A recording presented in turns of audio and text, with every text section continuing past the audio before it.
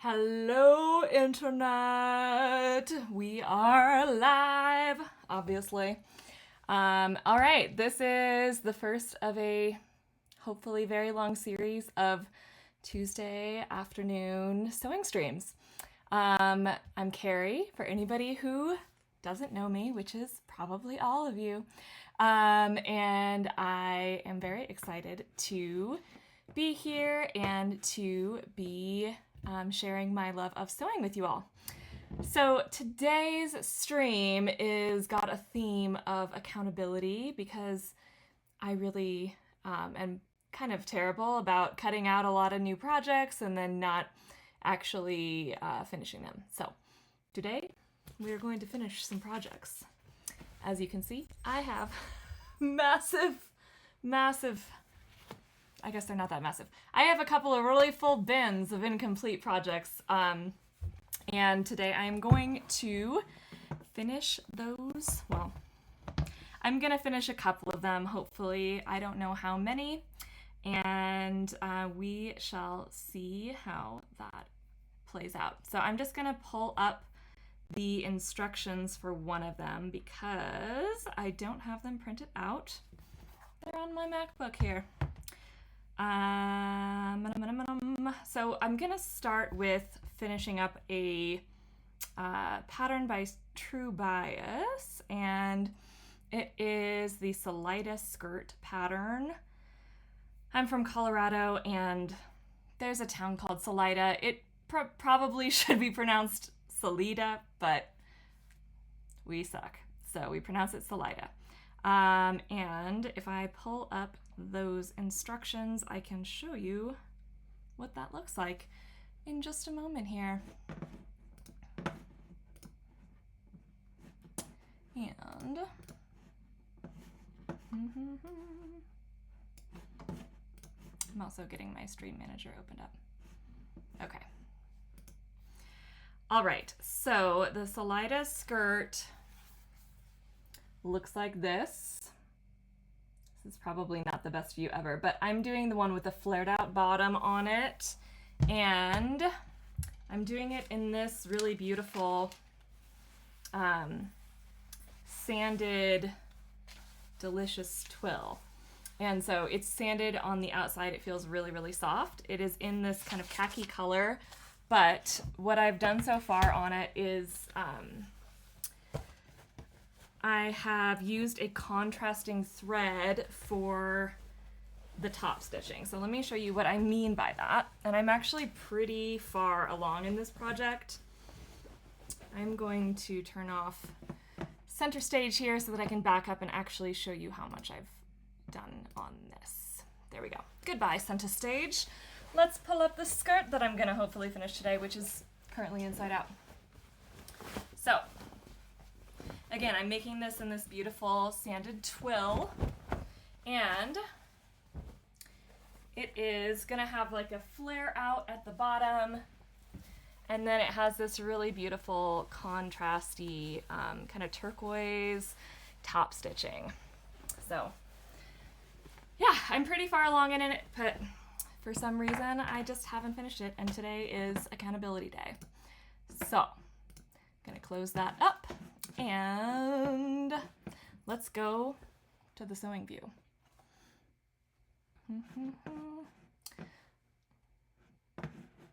Gotta get the camera in there. Okay. All right. So I believe the step I'm on is just putting on a waistband onto this thing, but I want to show you a little more close up of this really nice top stitching. I love a contrast top stitch. So we are going to figure out where we are in the instructions. Okay. Uno momento.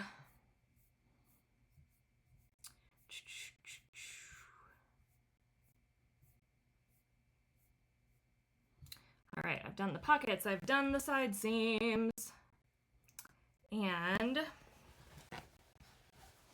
it looks like, okay, I'm gonna put this in front of the camera really fast. I do believe that I didn't yet help the pocket openings lie flat. So what I'm gonna do here is just do a little bit of a top stitch down on top of there to help them not gap open on the sides. And then after that, it is waistband time. So just to show you where that looks like on the actual skirt, it's kind of a little bit cumbersome here.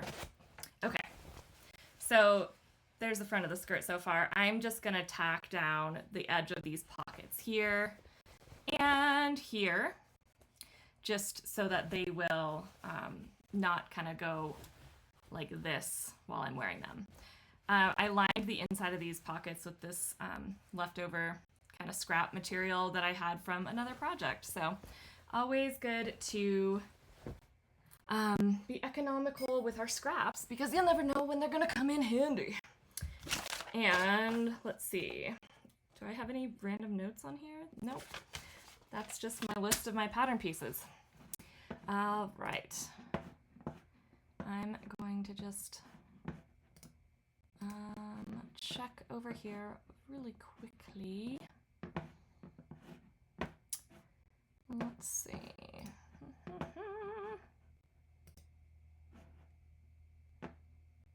Okay. So the first thing I know I need to do is I need to change my thread because currently my machine is loaded up with black thread from my last stream because your girl didn't clean up after herself. Clean up after yourselves. No, not that I could have predicted what thread I would have needed. I think I'm gonna just use, let's see about this. You know, it's not the best match, so I'm just gonna see, that's the same color. Let's see about this one. I don't really get super hung up about matching my thread. I think that's worse. But for a step like this, okay. So a couple of options. What I could do is that I could go ahead and use the same color as I did for the top stitching to tack that down. Or I could use this kind of gold color. You know, I think I might go with the same color thread. Let's see. That's actually not the same color. Looks like I was using a bluer top stitch. I was using this. Okay. So I could just do kind of an extra line of top stitching right there to hold the pocket edge down. Or this. Creative decision moment. I think, you know, I think I'm going to do the gold. I think it's just going to be a little bit less visible and yeah, just a little easier to get set up. So we need a matching bobbin. I don't know. Actually, the bobbin doesn't super badly need to match. I think I'm just going to use this kind of off-white for now. The reason the bobbin doesn't need to match is that it's not going to show on the outside, and I don't really care. So as long as I have my tension set up properly, it should be good. So because my bobbin is a side-loading bobbin, the way I'm going to load this up is put the string coming off of the right-hand side of the bobbin so it looks like a Q. For top-loading bobbins, it's the other way around, so it looks like a P. And I'm just going to click that right into the bobbin casing there. And then when you pull this little side thing out, the thread gets stuck in there so it won't fall out. And I'm just going to load it all up and in there and then get my top thread going.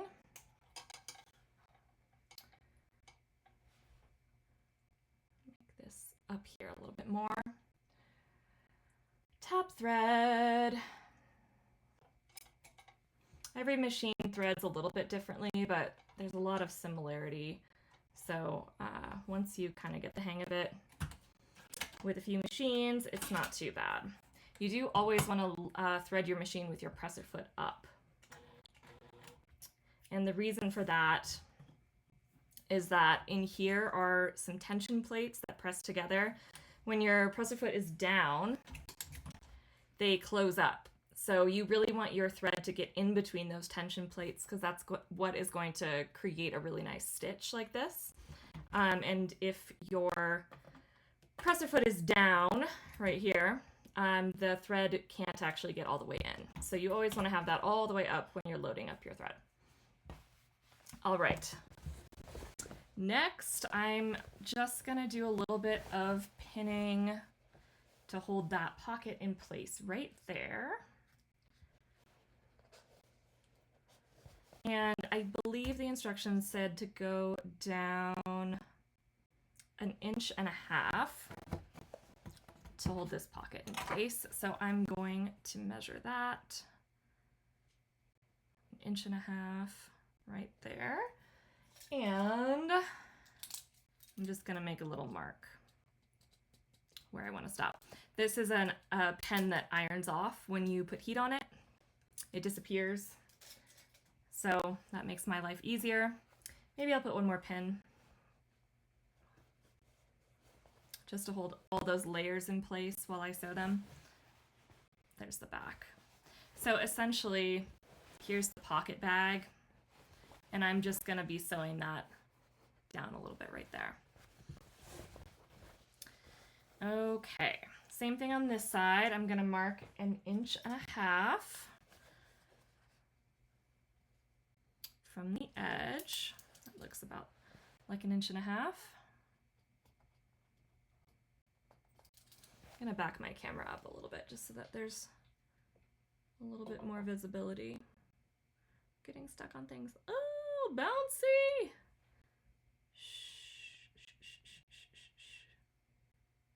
There we go. That's a little bit better. There we go. All right. So same thing on this side. I'm going to put some pins in, and that will hold things in place while I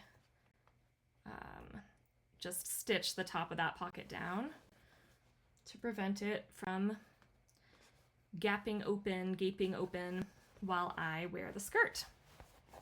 It's gonna be a cute skirt, kind of like western-y style.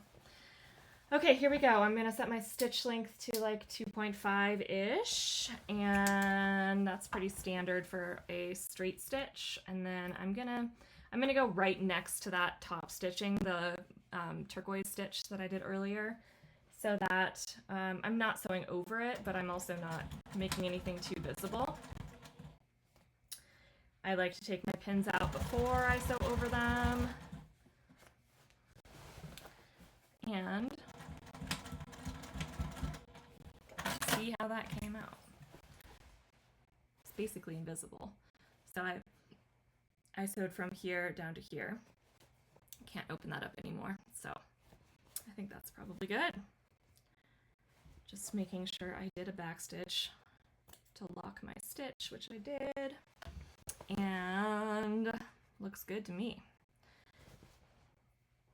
Okay, let's just do the other side. So if you ever are sewing something, or you have an existing item of clothing and the pockets are kind of constantly falling open like that while you wear it, this is a way that you can prevent that from happening. I'm just trying to decide how I want to arrange my fabric here. I'm going to go from back here this time, just to get it easy peasy. And once again, I'm starting right next to the, that came unthreaded. I hate it when that happens. This machine, though, does have a very convenient self-threader that works really well. They don't always work. I'd say they work like 60%. Well, it depends the shape of your machine is in. So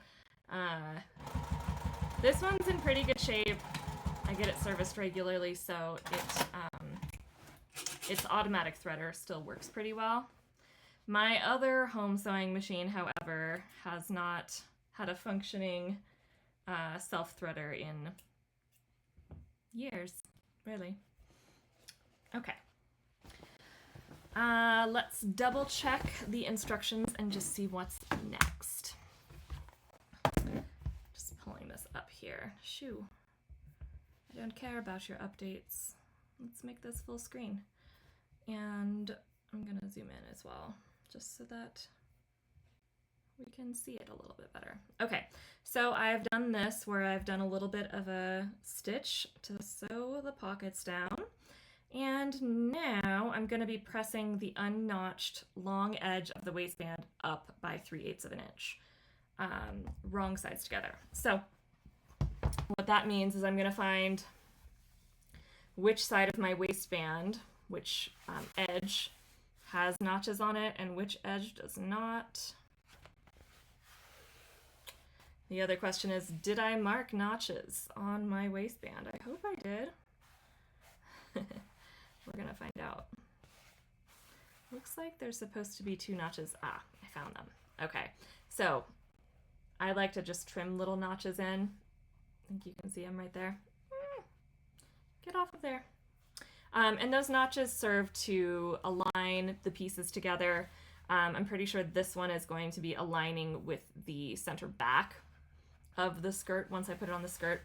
So what I'm going to do is I'm going to go to the iron, and on this edge I'm going to press that like so. Iron that. Ironing and pressing are the same thing. I'm going to press it by 3/8 of an inch. So I'm going to go over there and I'm going to use this little tool, and I'm just going to fold that over 3/8 of an inch and press it the whole way. So give me just a moment and I will head us over there.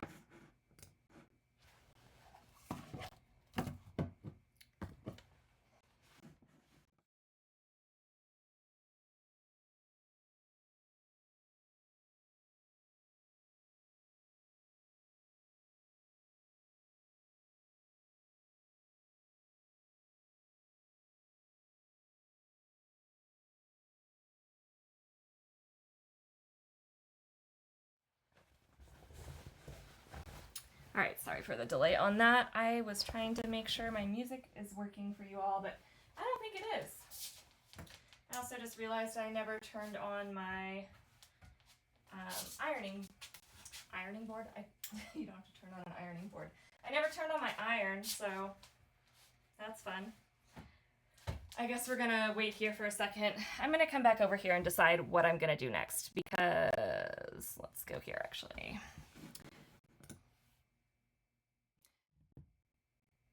All right, while my iron is heating up, I'm going to decide on my next project. So I should be finishing this quite soon. What else do I have in here? I've got, okay, this is a closet core pattern. Let me see if I can find the front page. I'll just pull it up for you all on my computer. So, not that one. It is the closet core. Where is it? Oh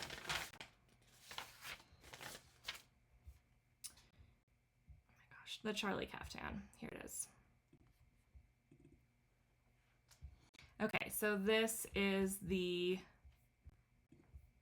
caftan that I have cut out. It's by Closet Core Patterns. And I cut out the longer view. I cut it out in this really beautiful purple lilac-y linen rayon blend, or maybe it's linen viscose. I don't remember, but it's really beautiful and it has a lovely drape to it and just a slight bit of stretch. So that is one option. What other options do we have to work on? That's kind of like a whole project sew though, the caftan. So I'm not sure if I really want to put a bunch of time into that today. I've also got a wearable muslin cutout of the Saturday skirt set from Friday Pattern Companies. And that I have cut out in this fabric. It's a double gauze. This looks like part of the skirt because I've already got a pocket or two sewn into it. So I was making kind of like a test run of this pattern here, and in this beautiful pink double gauze. And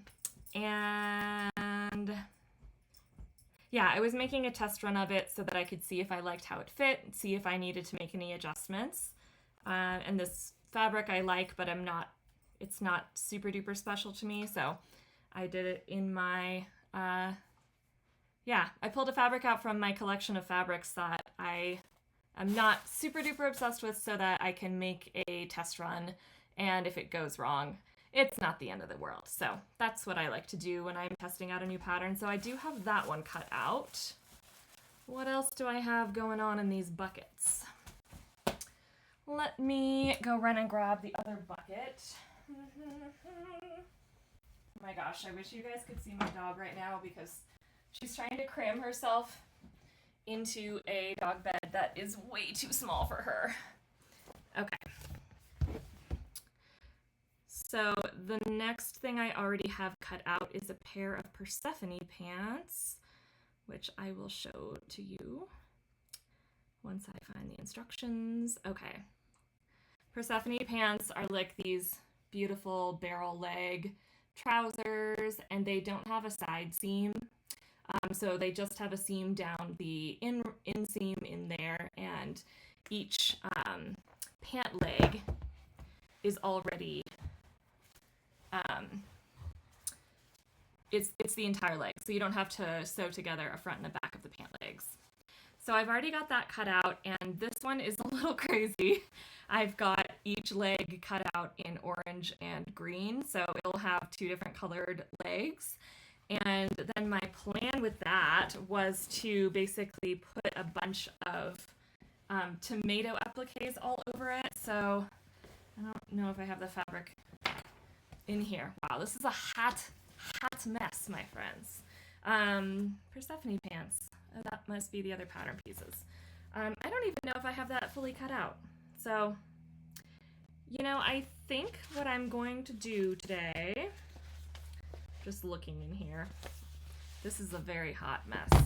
The creative mess is real. I think what I'm going to do is I'm going to finish up the Salida skirt that I started already, and then I think I'm going to work on this guy right here. See how far I get before I have to go and pick up my farm share from the farm down the street so that I have delicious fresh vegetables. Okay, so I bet my iron is heated up right now. So I'm going to switch back over there. Once again, I am pressing. Just going to get some stuff out of the way, and then I will be right over there.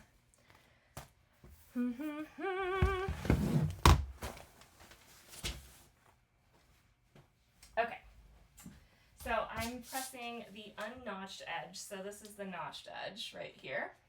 So I'm going to be pressing the opposite edge, which is this one, down by 3/8 of an inch. So I'm measuring that with my handy dandy little tool right here, which is basically just a ruler with common measurements sticking off the sides. And I'm going to use my iron, which is now hot, and a little bit of steam to just press that over.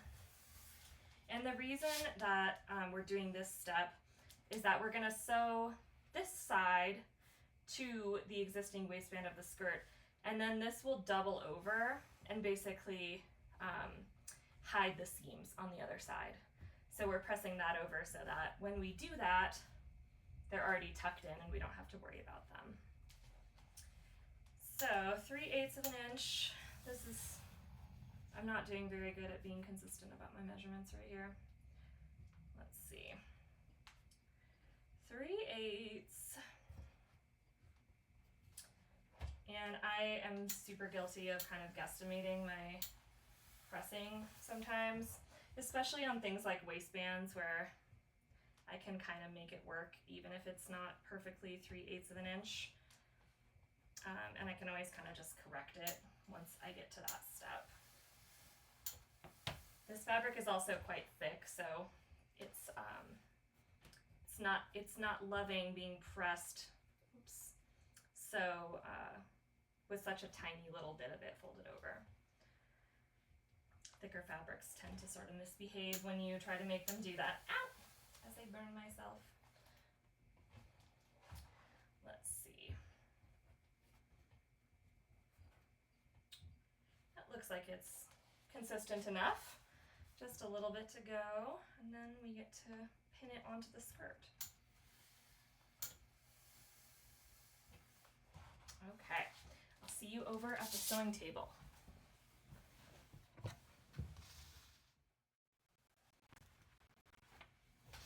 Hi again, we are back over here. My music is once again not working on Twitch, so I'm just gonna take a hot second because I don't think there's anybody here besides myself. I have one viewer, so if you're here and it's not just me watching my own stream, say hey in the chat while I try to figure out my music.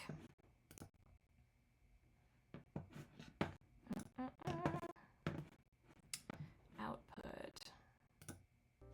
There we go. I think now you should all be able to hear my music.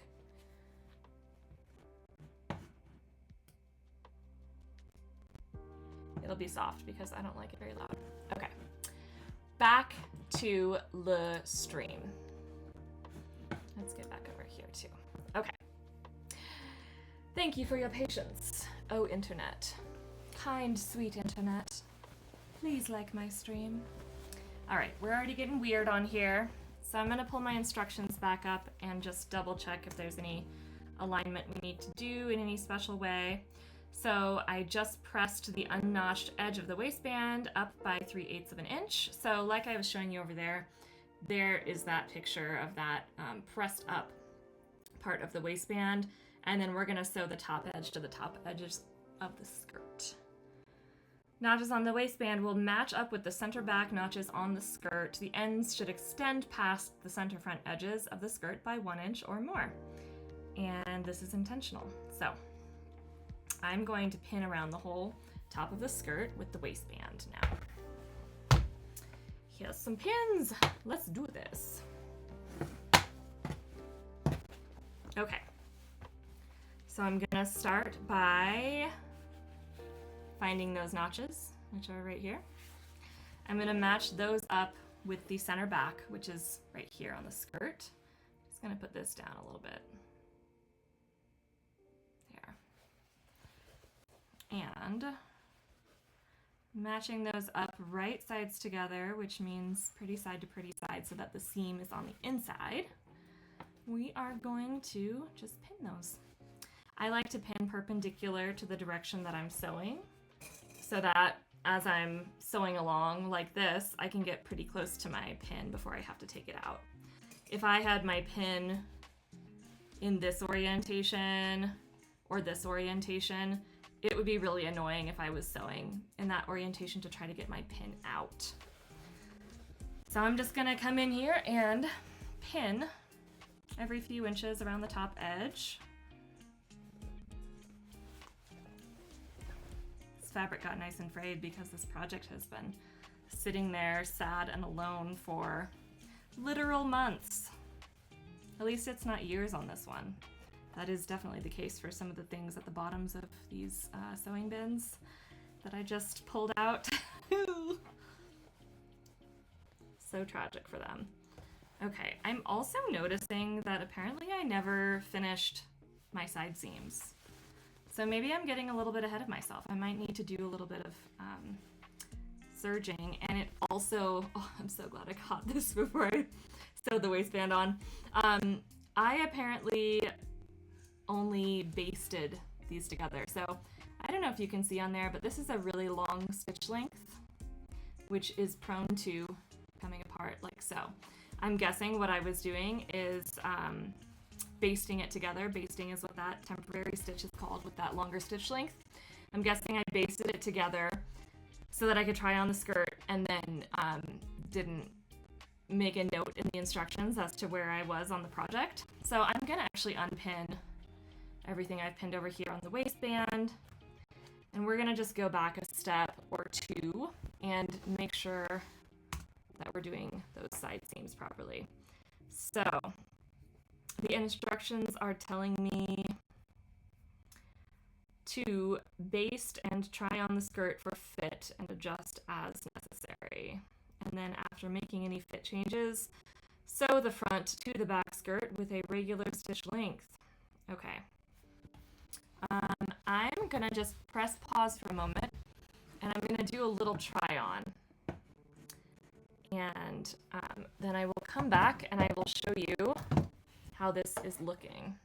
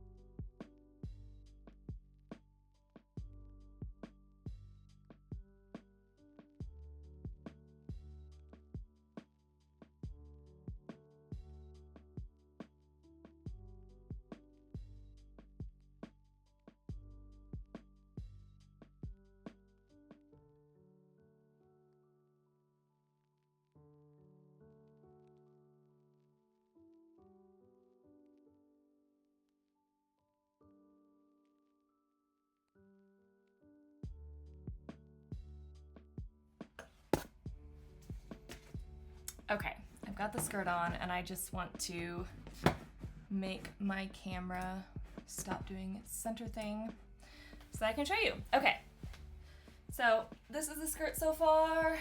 It flares out at the bottom. You can't really see it on the camera. It's a little loose, to be honest. I don't know. It could be comfy if I keep it like that. It's also quite wrinkled. But look how fun that top stitching is. You can also see the pocket is kind of doing something funky here and here. That's why we had to do that little stitch in to make the pockets lie properly. It's just my body on there. Okay, so I think I'm just trying to decide about the fit. I think I'm just gonna sew it as it is, and then I'm gonna put the waistband on, and I'm gonna see how it fits. Back to center stage.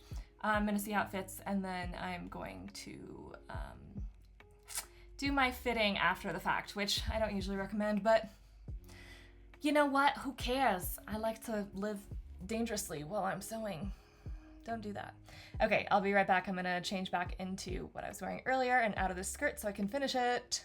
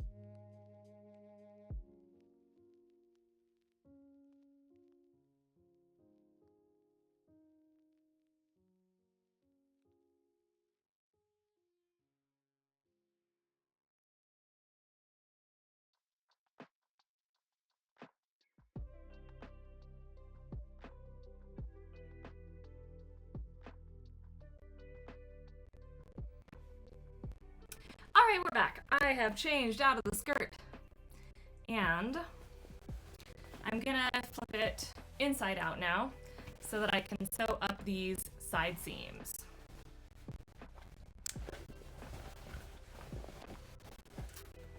Inside out we go. I think this is gonna be a really perfect fall skirt for me to wear to work and, you know, wherever else I go, out on the town. I don't really go out on the town, you know. Oh, okay. So I'm sticking with the thread colors that I used earlier because they're good enough, and I'm into doing things good enough, not perfectly. I'm listening to my sewing machine reminder. Okay. So, here we go. Side seams. And it felt like this fit pretty well. It was almost a little bit loose, but I do kind of want to see how it fits with the waistband on before I take these side seams in at all. So I'm just going to basically sew right on top of where I sewed the first time that I sewed these side seams all of those months ago. Looks like I was using like a 1/2 inch seam allowance. I don't actually remember what the seam allowance of this pattern is, so I should probably double check that. Let's go to the first page of the sewing part, because that's usually where it says the seam allowance. Where are you, seam allowance? Maybe I'll just go back to the side seam page and see what that says.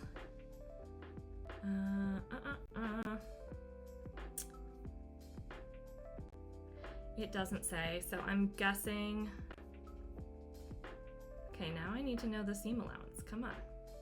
Before you start, all seam allowances are included and are 1/2 an inch unless otherwise stated in the instructions. Okay, so I was right. They are 1/2 an inch. Let's get back over here. Actually, let's just take a peek really fast on what I have left to do. So I've got to sew those side seams, and then I'm going to, it says finish in your desired manner. So I'm just going to serge them. And unlike my last stream, I set up my serger on the table right next to me so that I can just swivel my camera over there when it is time to serge, so you guys can actually be a part of that this time, which is exciting. So after we serge those edges, then we're gonna get back to the whole putting the waistband on part. So we're gonna sew around the top of the waistband, and then we'll press it upwards and over the top, and I'll show you what that looks like when we get there. Let's do the side seams first. Okay, bye computer. Back to sewing. So I don't know what happened when I was sewing this before, but it kind of looks like my tension wasn't very good on this top stitching. So you shouldn't be able to see little like weird bloops of top stitching thread like this on the back side of the stitch. I don't know what happened there, but I'm definitely not going to go in and redo all those top stitches, so let's just hope my skirt doesn't fall apart. It won't, because the original stitches were totally fine. The top stitching is kind of a reinforcement and a decorative aspect. It basically holds down these seam allowances to the side. So I'm not really worried about it coming unraveled. If it does, I can always redo it in the future. And hence me being a good enough sewer, not a perfect one.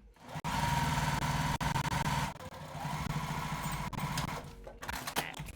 Side seam number 1 is done. Let's do number 2. After this, I think what I'm going to do is press those open and then finish them individually. So I will show you what that means in a second as well after I finish sewing this as high speed as possible. Because apparently that's the mood we're in today. That got a little messy right there. I'm gonna probably come in and correct that.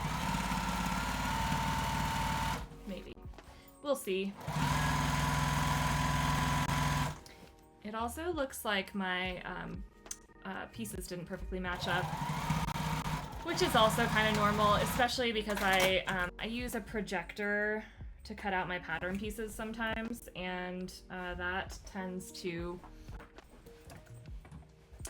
if I don't have it perfectly aligned, the pieces can get ever so slightly askew. So I'm actually just taking out that temporary stitch really quick right here. And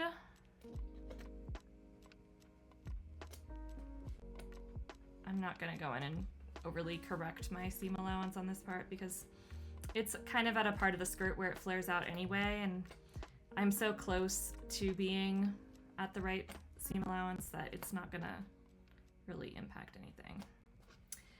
But I am gonna trim these off because these annoy me. Get out of here. And I think there was one other spot. Yeah, so this is almost invisible on here. Focus, there we go. The longer stitch, the temporary stitch, is just a little bit inside of the stitch that I just did. So I'm just going to correct that by taking out the temporary stitch so that it doesn't do anything weird later.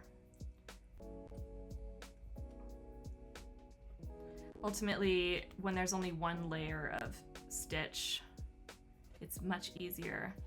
One layer of stitch, I mean, there's not two stitches next to each other like that. When there's two stitches next to each other like that, pressing the seam open can be a little bit weird.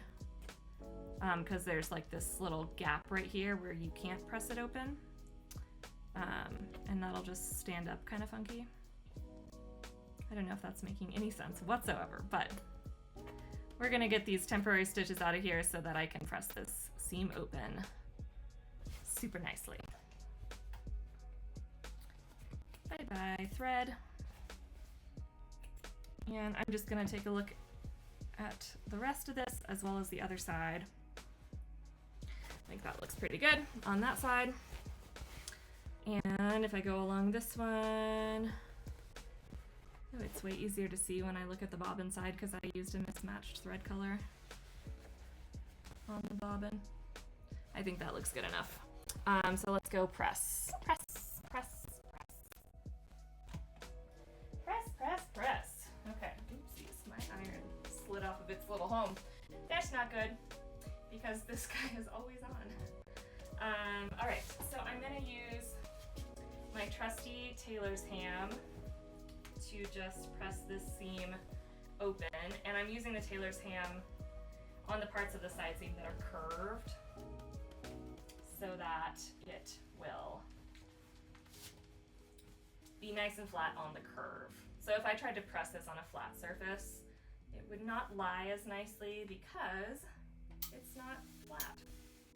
It's a curved edge.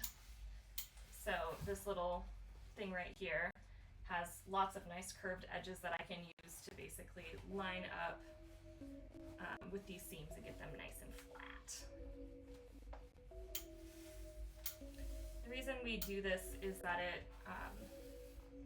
it sets the seam, first of all, so it makes it stronger and longer lasting, and it also just makes a really clean finish.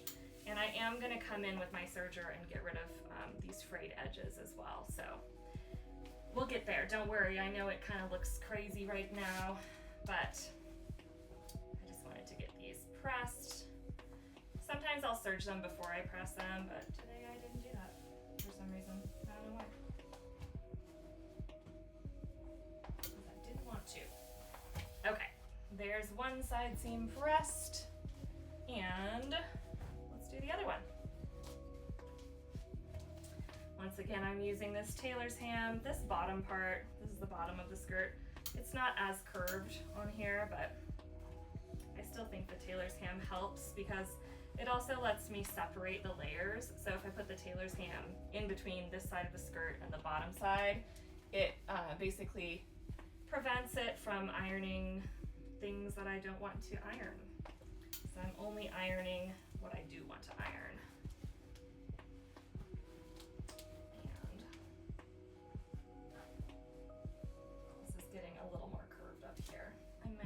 turn my ham in a moment, but it's good enough for now. It's so satisfying pressing a seam open. Get the rest of the skirt out of here. And I'm just gonna turn my ham so that, turn my ham, if you just heard someone say that, what would it mean? I don't know. This is a tailor's ham. I'm turning the tailor's ham to the side. Okay. All right, now I'm gonna go to the serger.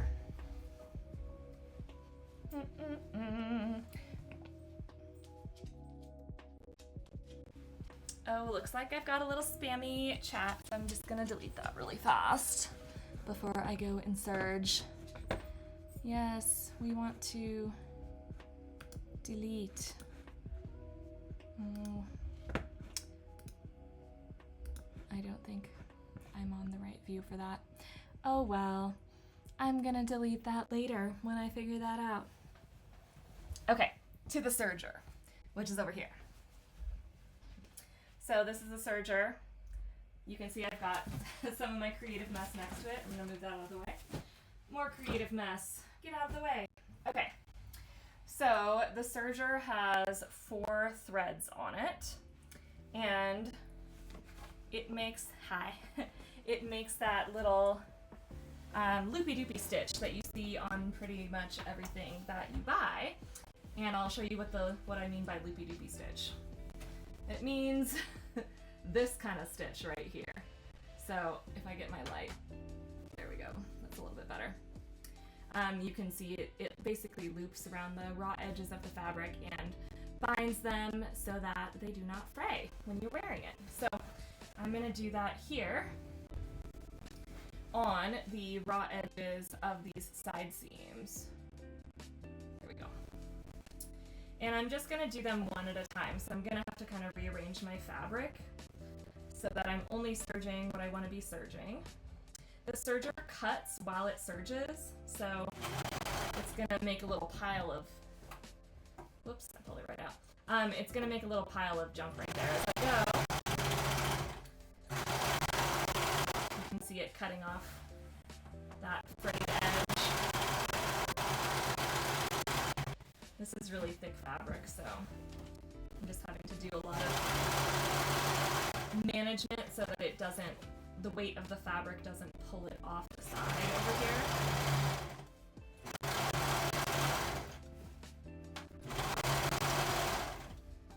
I think it's also, the presser foot is kind of sliding down this gap a little bit.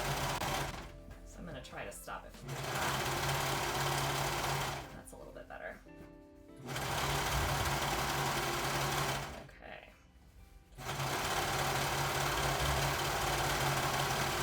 I'm really happy that I got the pressing cam figured out. Pressing cam. Oh, I see an error. Okay, so it looks like right here, I didn't put it far enough over and it's just kind of coming off. Ugh. I'm gonna reserge. It looks like that's where it was slipping off of the other side. So I'm gonna reserge from like here down. Because that came out really ugly. Maybe I'll actually just reserge that whole edge, making it a little bit nicer. The serger leaves these obnoxious thread tails. And it's kind of getting stuck right now. What is happening, serger? I'm gonna take it out. It is stuck. Okay. I don't know what happened there. This thread got super duper jammed up and it just looks terrible. Serging and reserging. Let's just get this serger a little bit fixed up. Okay. So the serger will make this long kind of chain of thread over here. I think I just kind of got it stuck. All right, serger round 3 on this part of the skirt. Let's go. Work this time. Yes. Okay, it's working.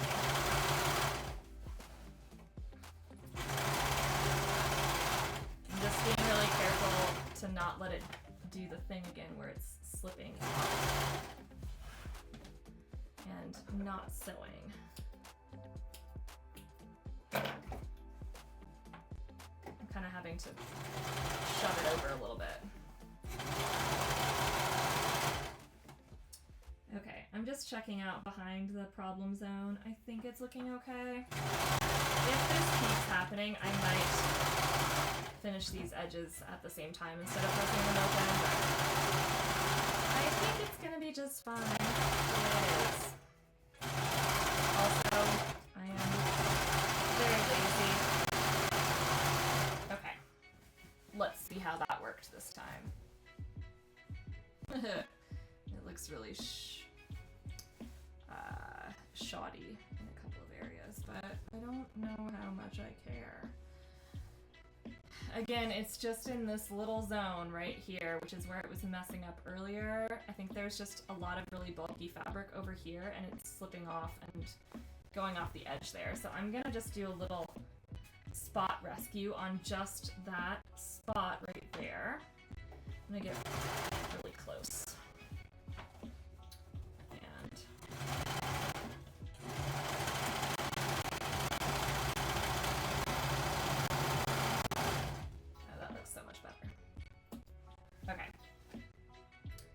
So much better.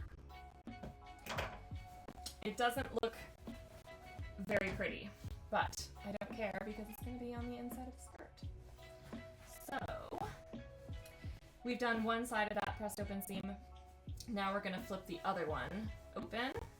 And if you're doing this after you've already pressed, you just want to make sure none of the fabric from behind the seam gets stuck in the serger. Like it could get kind of overlapped like that.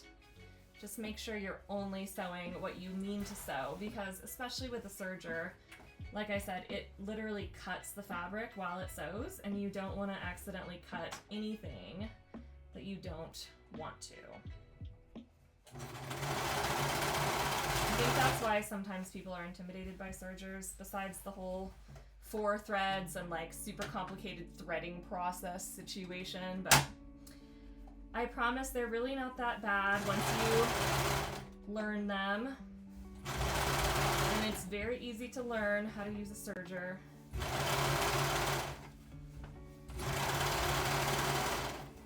Especially, I have like the cheapest, not greatest serger on the market.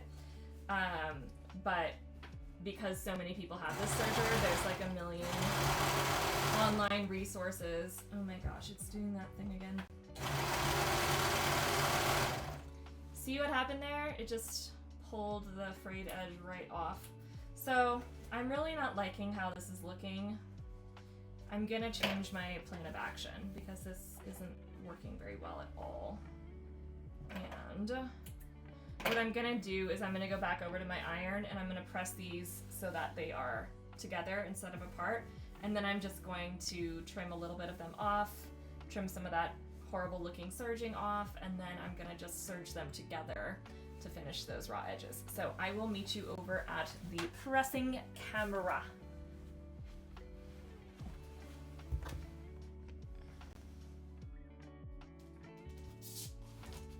Okay, here we are. So this time I'm just gonna press them back to their original position. Just a quick, easy press so that they are side by side. That looks good. And then I'm gonna grab some scissors and I'm gonna trim that edge off so that it looks really clean. And then I'm gonna serge it, both of them together, and press them to one side, I think. Okay.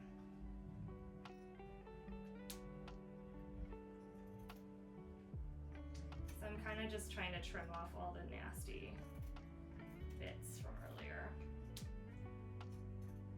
I also, because I'm gonna be serging them together, I don't want it to be too wide of a seam allowance because it'll get really bulky with this fabric because it's quite thick.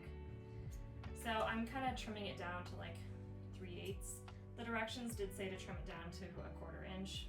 I'm gonna not do that because my serger stitch is really wide and I don't want to serge inside where I actually sewed earlier. Because I don't want this serger stitch to be the thing that's holding the side seam together.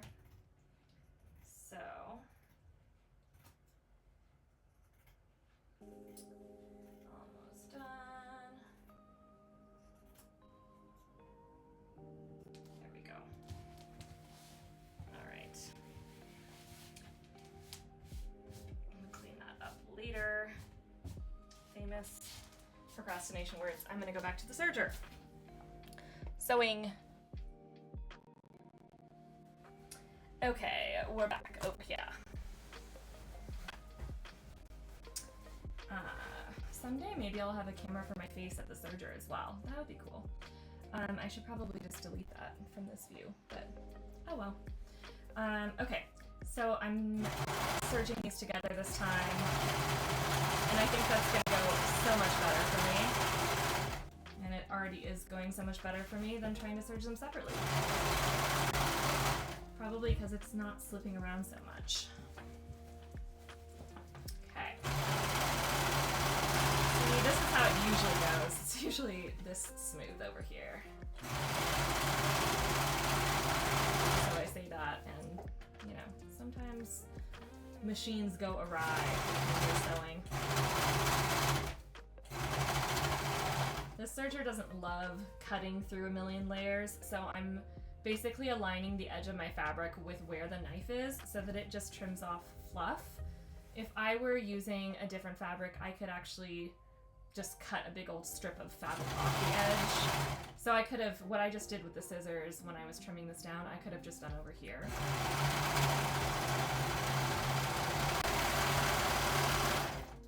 Okay. We have a serge side seam, yay! All right. I am gonna need to go back to the irons and go and press the other side seams together so that they can be serged, and I think I'll trim them over there as well. So I'll meet you again over at the pressing station. Pressing. Hello, we're over here now. All right, I'm so happy my pressing camera is working again. It was really, really depressing when it wasn't working. Oh my gosh, though. There is a pet on the pet bed. So I'm gonna turn that on. Look at him! Oh my gosh, he's so cute in the little doggy bed. That's our little corgi man, Ozo. And my other dog, Nula, is also in the studio right now, but she is on the bed on the other side of the room. And you know what? As much as your girl would like to have like 6 cameras, one for each potential spot that the pets are going to be in, there's only so many cameras I can hook up to my computer. So once again, I am trimming off a little bit of this edge, trimming it down to somewhere between 1/4 and 3/8 of an inch. I don't want to go too much less than that because I just don't want to mess with the integrity of my side seam too much on this particular project. Not that going down to like 1/4 would mess with that, but I have no reasons. I don't know. I just don't want to. That's the reason. I don't want to cut any more off this than I already am. Okay. So yeah, I've cut it down to like 1/4 to 3/8 of an inch. And now let's go serge that before we can put the waistband on. Sewing camera. Oh, and the pet cam is on. Perfect. Okay. My watch is telling me to eat a snack, but I don't have any snacks down here, so I'll have to go get some in a little bit. Okay, back to serging. Let's get this lined up once again with that knife blade. because I want to serge far enough in, but I don't want it to try to cut through 4 layers of this fabric at the same time, which at some of these spots where there's a pocket, there are kind of 4 layers. And I don't think this poor serger can handle that. I am getting all of my machines serviced on Thursday, which will be really good. Serger's also really loud, I apologize. It's really satisfying to serge when you're cutting as well as serging. But I'm not doing that too much right now. There we go. Okay, that's looking really good. I'm happy with that. Let's see if I can hold it up in a way that's not super backlit. Good enough. Okay, back to the regular sewing machine. We're just gonna swivel this way. Yes, there we go. Okay. I am just gonna take a moment really fast to open up my stream on my other computer and I'm going to delete that obnoxious chat. If I can figure out how.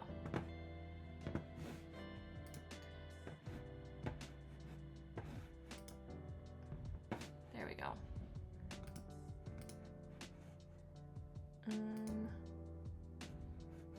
Chat. I know, this is super fun. Anna, I did finish the dress from last time. What's up, my friend?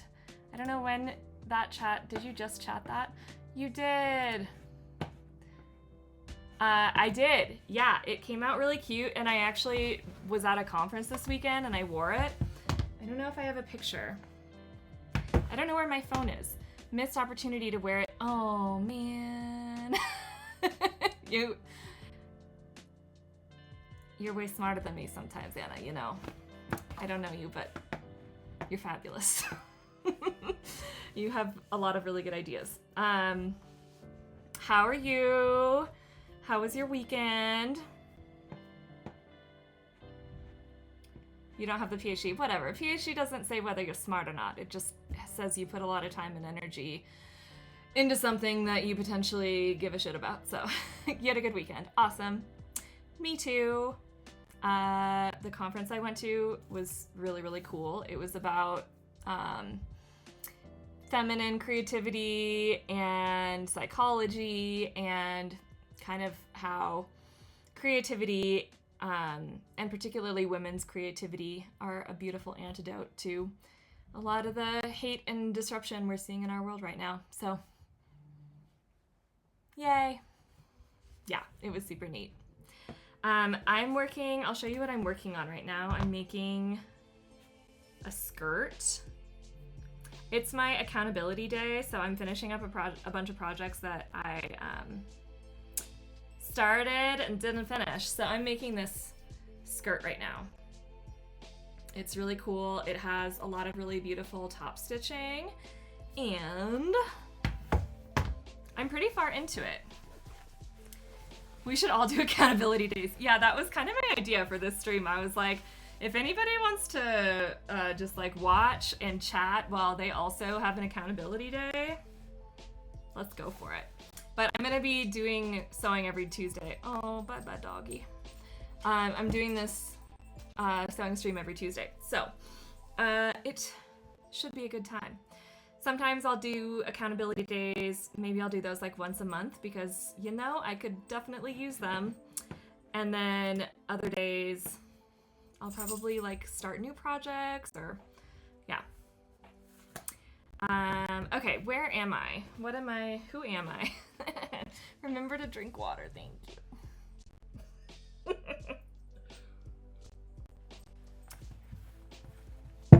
Water has been drunk. Let's see. I was trying to figure out how to delete this really obnoxious little spammy chat. Remember to read the label on the sewing machine, says Anna. Yes, yes. I'm blind to it, as we discussed last stream. Completely and utterly blind to it. Okay, so if I go into my dashboard and go to Stream Manager, is that where I can delete spammy chats? I don't know. I don't know how to moderate my own chat. This is very depressing and embarrassing. And my husband's in Botswana right now, and he can't help me. Anyways, all that aside, let's figure out what step I'm on. So I don't have these instructions printed out, so we're using my MacBook, which is kind of annoying, but you know what? We're gonna deal with it. Meow, meow, meow, meow. If you're logged in, can you open the stream and see any actions you can take on the chat messages? Users in the chat.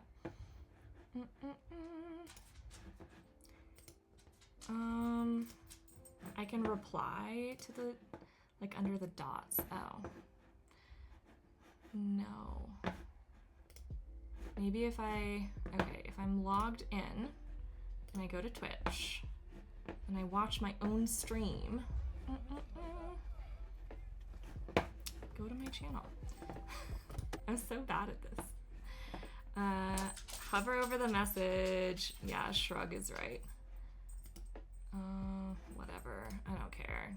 They can promote their stupid streamboo.com. I'll take my revenge on them later.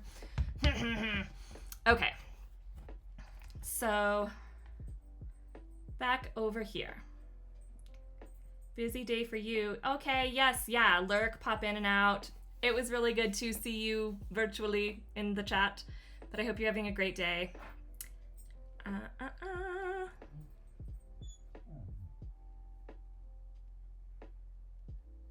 Okay, I'm finally on the waistband. So, this is the step that I was starting to do earlier when I realized that I hadn't properly sewn up my side seams on this skirt. And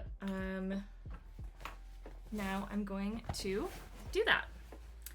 So I've done the side seams, I've serged the side seams, and actually have a serger camera, yay!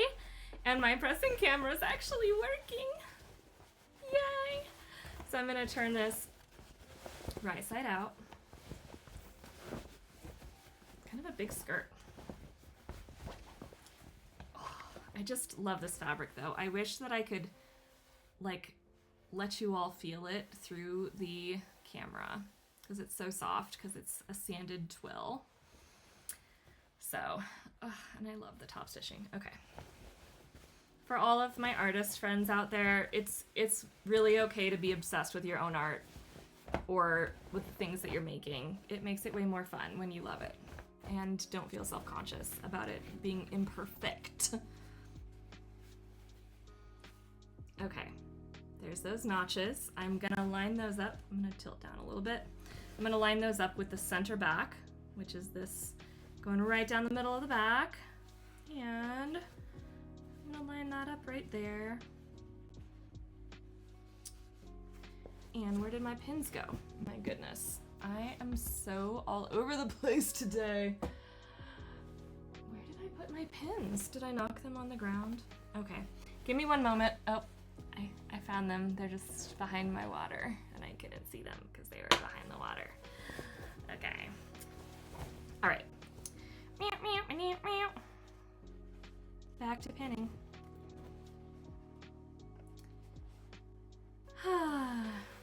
I am also going to kind of gauge whether Tuesdays are the right day for this stream. I would probably rather do it on the weekend because more people can probably watch, but I work inconsistent schedule on the weekend, teaching sewing at the shop where I work. So I decided on Tuesday afternoons because it's a day that I definitely don't work at the shop and I usually work from home on Tuesdays, so I can turn the afternoon into a stream time. So I'm gonna keep consistent with that for a little while, but if it turns out that it isn't feeling as good as doing it on a weekend, I might switch or just try that out as well. So we'll see, we'll see. It's all a grand experiment, isn't it? Oh, my husband is sending me Duolingo nudges. He's like, get yourself together on Duolingo because we have a friend's quest. He's in Botswana. I don't know why he cares about our Duolingo Friends quest while he's like on a UN mission in Botswana. But you know what? Good for him. Keeping up with that Spanish. This is totally not showing. There we go. Okay, so I'm basically just pinning every few inches from the center back out to the edge of the front center skirt. So here's my zipper fly. So I'm gonna pin all the way to this edge, and it is supposed to stick off of that edge at least an inch. That is intentional. And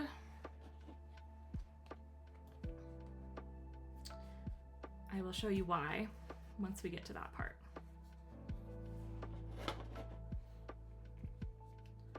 Okay, I think that's plenty of pins on this side once I get this one in there.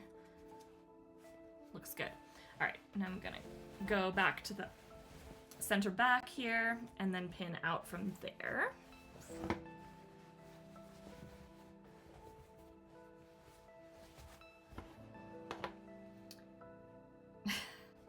More Duolingo nudges happening on my watch, you all. It's very ridiculous. Duolingo nudges are never just like polite either. They're always like, our streak, our friend's streak is going to die without you taking action. Which is, it's really aggressive. Duolingo notifications are aggressive. And I don't know why I'm talking about them so much, but kind of makes me laugh. They're just ridiculous. Okay, so okay, so when you serge, there's oftentimes these funky little edge threads, and you can chop them off if you're going to sew over them, which I'm going to in a second, so I'm going to chop it off.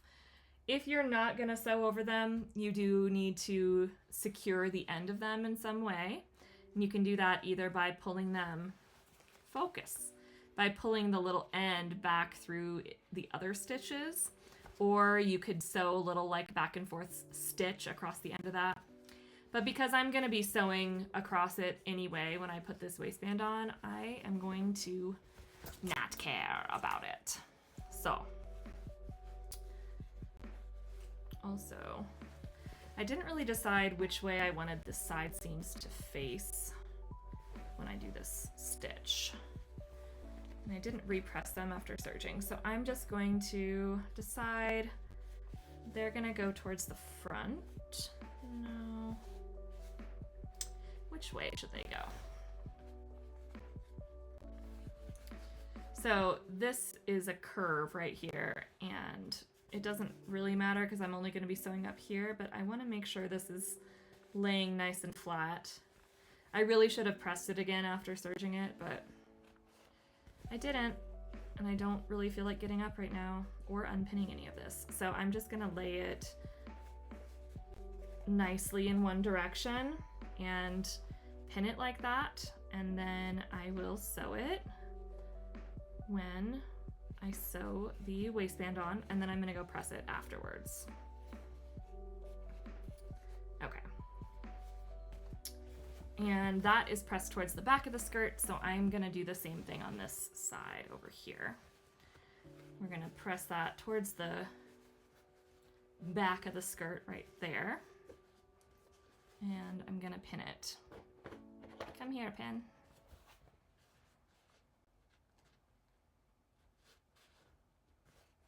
There we go.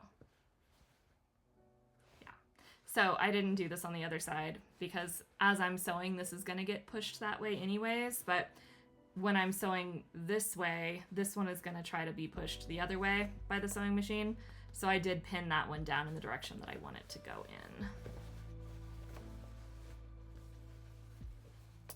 Okay, just a little bit more pinning, and then I will sew the waistband onto the skirt.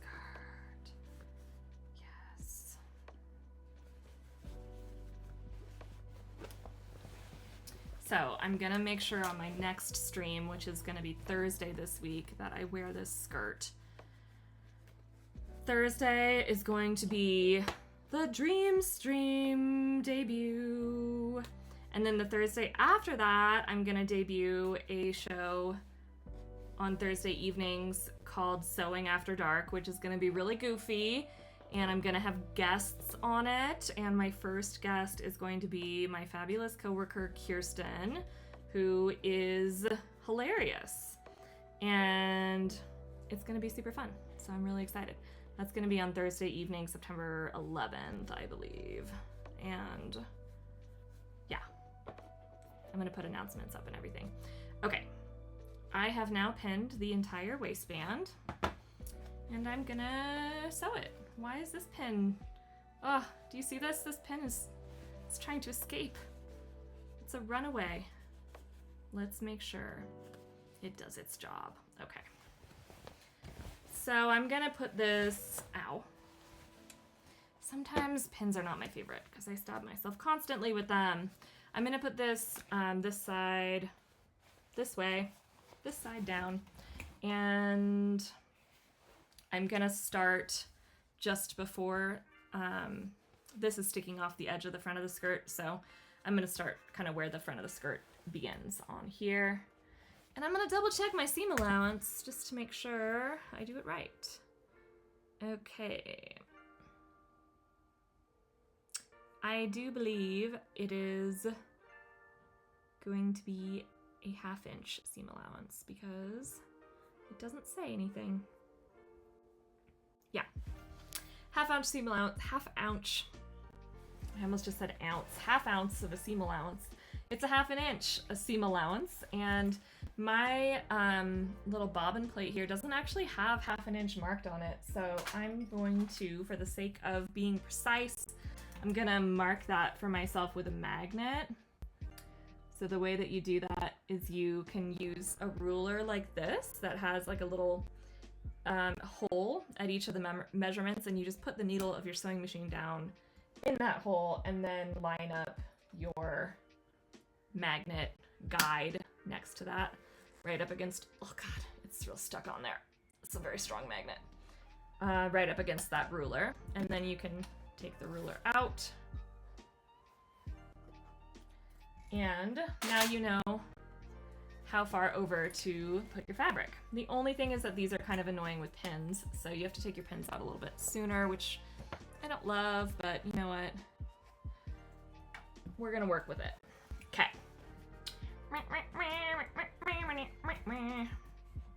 That should be good. Just gonna backstitch right off of the edge, and there we go. This fabric is, it's got a little bit more attitude than the cotton I was working with on my last stream. It's really thick fabric, so it tends to either pull itself down by the weight of it or kind of get stuck on things a little bit more. I also probably should have changed to a larger needle, like a heavy duty needle, but I didn't do that. This one seems to be getting through it just fine because it's not skipping stitches or doing anything weird. So we're just gonna keep on with this and hope that's good. I am having to sort of make sure my, I hate this seam guide. Maybe I'll put it a little bit further back. Now I'm gonna switch to my other seam guide because I like it better. My fabric is already at a 1/2 inch, so I'm not getting my ruler back out. This is just like a little magnet seam guide. It's a little smaller than the other one is, which I find easier to manage with pins. So we're gonna use that. Okay, this is the one where I want the seam to go towards the back. Ow. I don't even know what I just stabbed my finger on, but it hurt. There weren't, it was part of my sewing machine. I don't know what it was. Anyway, okay, seam. I'm just kind of arranging the seam so that it's pushed this way on the underside of where I'm sewing. There we go. And yeah, I am having to rearrange this fabric a lot more frequently than I usually do with stuff like this. I'm gonna bring the camera a little closer. Sorry, it's gonna get bouncy. I just want you all to be able to see this well. Focus right here, camera. Maybe if I also bring the light, it'll stop. All right, whatever. It's misbehaving. One of these days I'll get my technological issues sorted out, but until then, this is just how things are gonna be. So, all right, I'm about halfway through. I just passed the back center seam, the butt seam, the middle of the butt seam. Okay, we're getting there.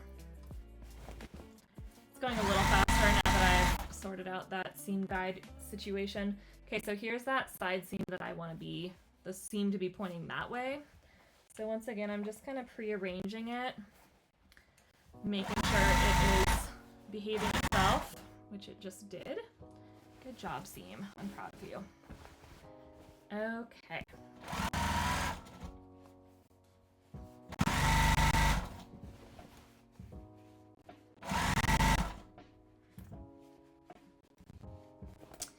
Last little bit of the top of the waistband here. I kind of want to trim them. There's a bunch of strings sticking off the top here that are really annoying me. So I'm going to take a second to get rid of these. Because you know I hate strings, ironically, since I love sewing.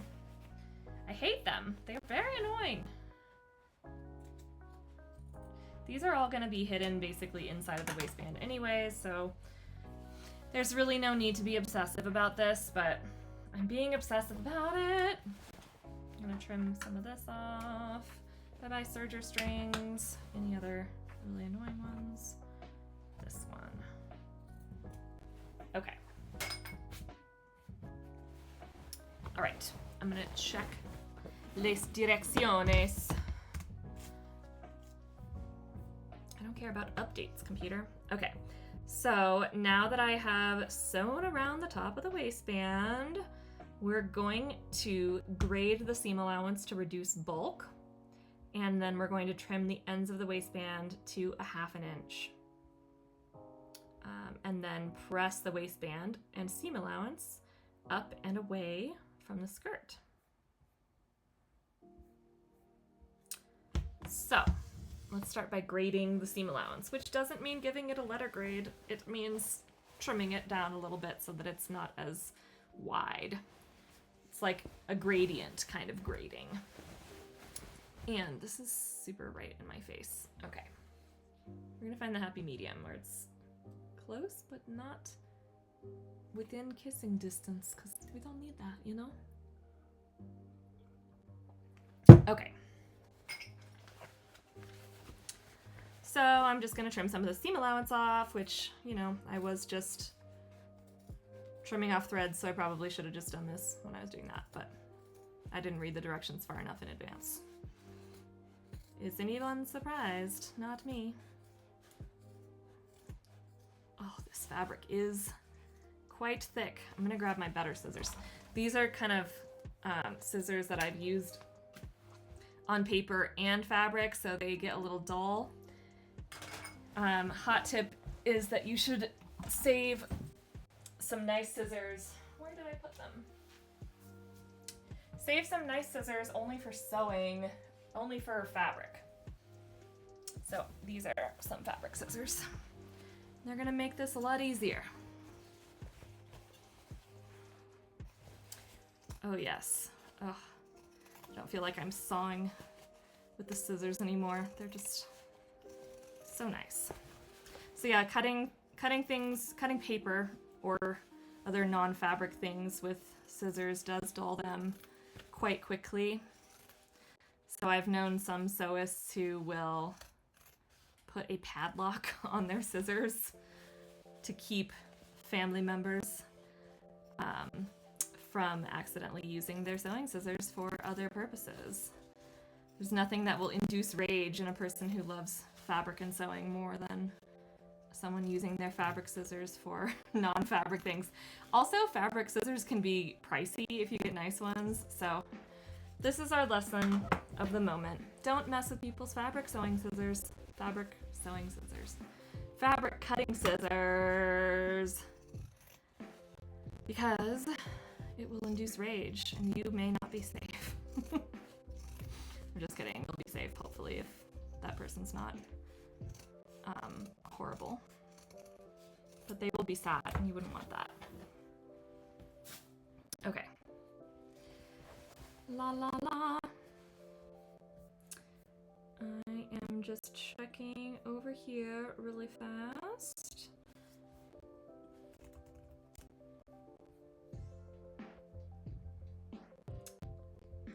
I'm gonna see if I get on my other computer and I get in the chat, I can moderate it. No. I somehow figured out how to moderate my chat on my previous stream, but then I completely forgot. Okay, I'm gonna stop obsessing about that. Come back here to the instructions. So, trim ends of the waistband to 1/2 inch past the front center. So, we can see this is sticking off quite a bit, and we need to trim it to 1/2 inch. So, that's like right there. It looks like it's kind of diagonally bigger down here. Am I right about that? I should have used the right side of the ruler. All right, that's like 1 1/4 inches, and up here it's 1 1/8 inches. So what to do? I'm gonna trim it so that it's 1/2 inch past at the top. So I trim an even amount off of this whole thing. It looks like I need to trim just about 1/2 inch off of it. So I'm just gonna do some measuring, make some marks, and cut it off. Down. There we go. All right, I'm measuring 1/2 inch in. I'm gonna grab my handy dandy marking pen. 1/2 inch. Oh my gosh, I just had a moment of not knowing where 1/2 inch was. I'm gonna go this way. My brain is really tired right now because I made the questionable choice yesterday to catch a 5:30 a.m. flight home from California where I was at a conference, and for some reason I thought, oh, it'll be so much nicer to just get home really early and have the entire day, but instead I'm just really, really tired. Though it was nice, I will say, it was really nice to be home and be done with the stupid airport quite quickly. So it was not entirely in vain. Okay, now let's do this other side. So on this other side, it looks like I've got just about 2 3/8 of an inch of extra fabric. So if I cut it, let's see. If I take off 1 7/8 inch of fabric, it will leave 1/2 inch, I believe. So that's what I'm gonna do. 1 7/8. We're being very precise today. Let me just get this so that I can write on it properly. I got this fabric. It's really nice, but it's very bulky and it doesn't like to do what I want. Okay, 1 7/8 inch measuring, marking right there. 1 7/8 down here, and one more right there.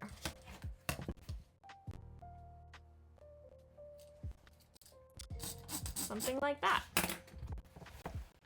I don't know if I did that on camera or not. Sorry. Okay.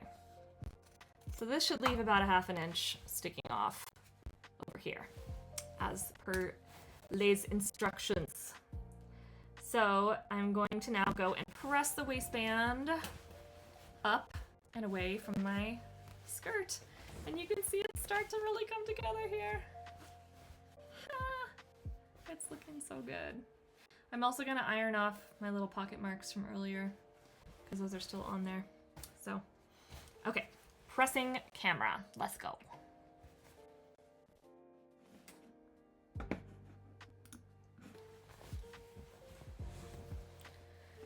The pressing camera is back. It died like halfway through my last stream and it was really, really sad. So I'm very happy to have it back today. So as I press this up and away from the skirt, I'm also gonna make sure that I press, there's a string I'm gonna cut off. I'm gonna make sure that the seam allowance is pressing up towards the waistband. So I think I'm gonna press it from the inside. So I'm gonna turn it inside out.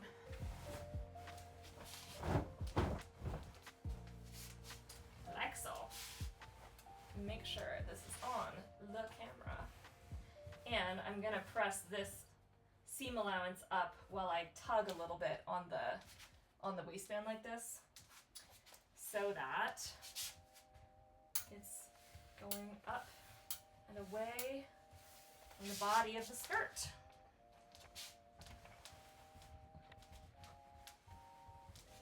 I'm really excited to wear this fabric. I have to say, it's kind of obnoxious to work with, but I'm excited to wear it. It's looking good. Just a little bit more.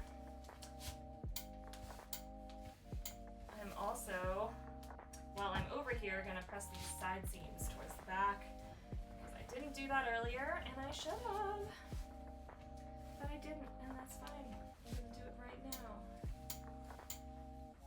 Okay. So, side seams.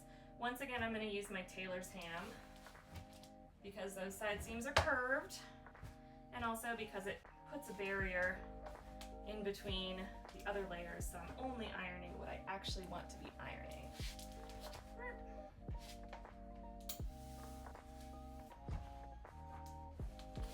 And because this is kind of a bulky side seam, it may not lie perfectly flat, but we're gonna use a lot of steam on the iron and do our best.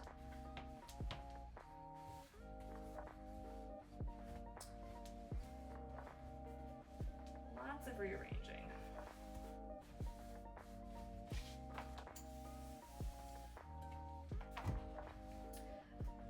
You know, it's funny how often I talk to people in the studio about how we all used to hate ironing until we started sewing more frequently, and now we're all kind of obsessed with ironing because it's really satisfying. I'm just gonna see if I can make this a little bit more.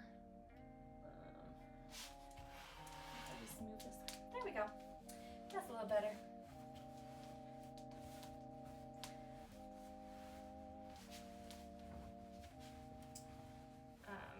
But yeah, so we all used to hate ironing. It seemed like a stupid domestic thing. And many of us now are very obsessed with it because of how satisfying it is when you're sewing. And then once you have your handmade garments, you kind of like want them to be in really nice condition when you wear them. So, or at least I usually feel that way. So yeah, I like to make sure they're nice and pressed beautifully. It feels much less domesticated when it is part of a craft, I think. Nobody wants to feel domesticated. At least nobody I know.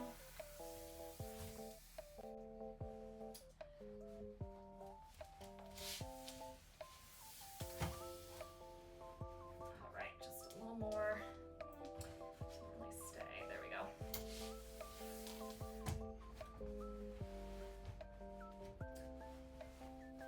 Okay. Oh my gosh, I can't wait to wear this skirt with like some fun fall boots and like a sweater. It's It's still like 85 here right now, but I'm ready for fall. Back to the sewing machine, let's go.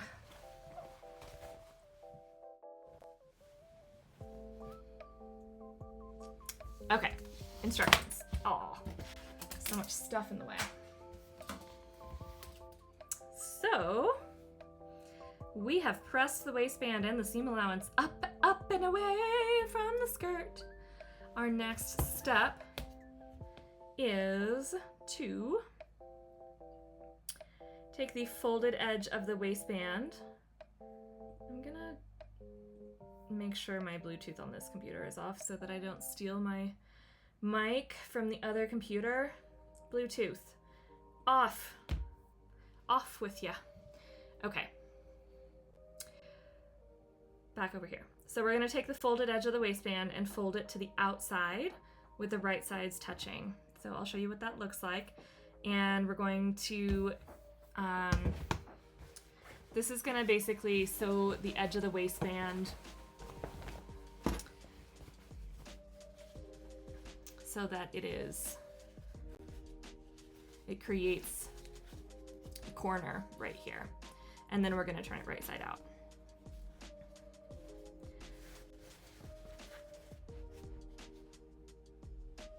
Overlap the folded edge past the waistband seam by about 1/16 of an inch. So focus.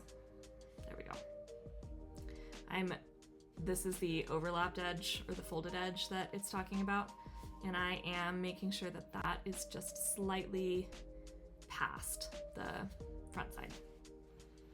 And I'm gonna put some pins in like so. Like so. I'm really hoping that my audio is working out better this stream too. I decided to just try these out because why the hell not? I'm also trying to swear less on stream. I don't know if that's possible. I don't swear that much, but who cares? All right, I'm getting this magnet out of the way, and I'm now just gonna sew basically a parallel line here. So I might as well just even draw that for myself. So I wanna sew up from here a straight line to the top edge, like so.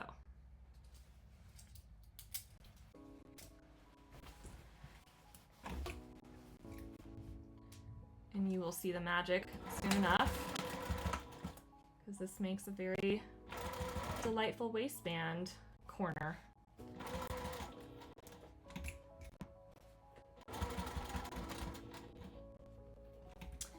And what it's doing is it is slipping that bottom edge down a little bit, so I'm gonna give it a little bit of support with my trusty poker tool. Okay, let's see how that did. It didn't maintain the overlappedness of this bottom part as much as I'd like. That's because the bottom fabric gets pulled through a little bit faster than the top fabric. So when I do the other side, I'm probably gonna put this on the bottom instead of this, just to try to stop that from happening again. And let's do that right now. So here's the other side. We're just folding it down. There's our zipper fly, our pocket, which I did forget to iron those little markings off. I need to do that on the next time I'm over there. All right. So we're gonna go like this. I'm gonna drink some water.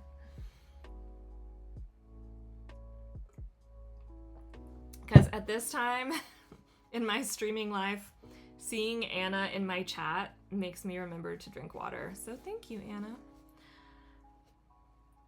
Whether or not you're chatting right now, I can see you having chatted in the past, and it makes me drink water. So funny how these little reminders happen.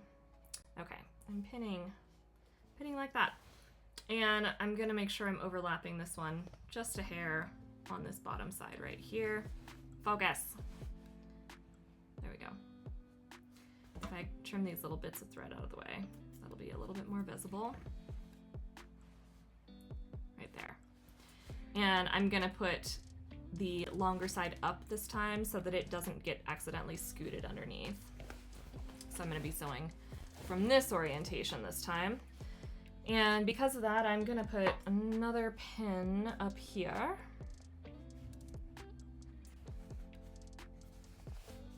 And I'm gonna have to be mindful that I don't accidentally shove this down as I sew. But that shouldn't be too bad.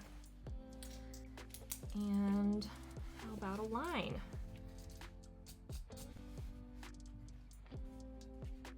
We basically want to go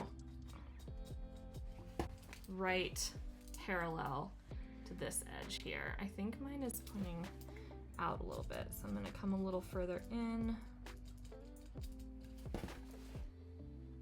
Like that. That line here. Okay.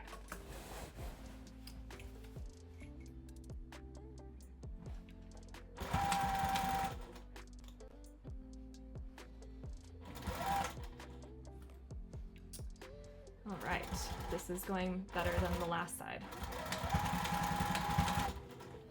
Which is kind of funny because this is the one that's actually not gonna show because it's on the bottom side of the zipper fly.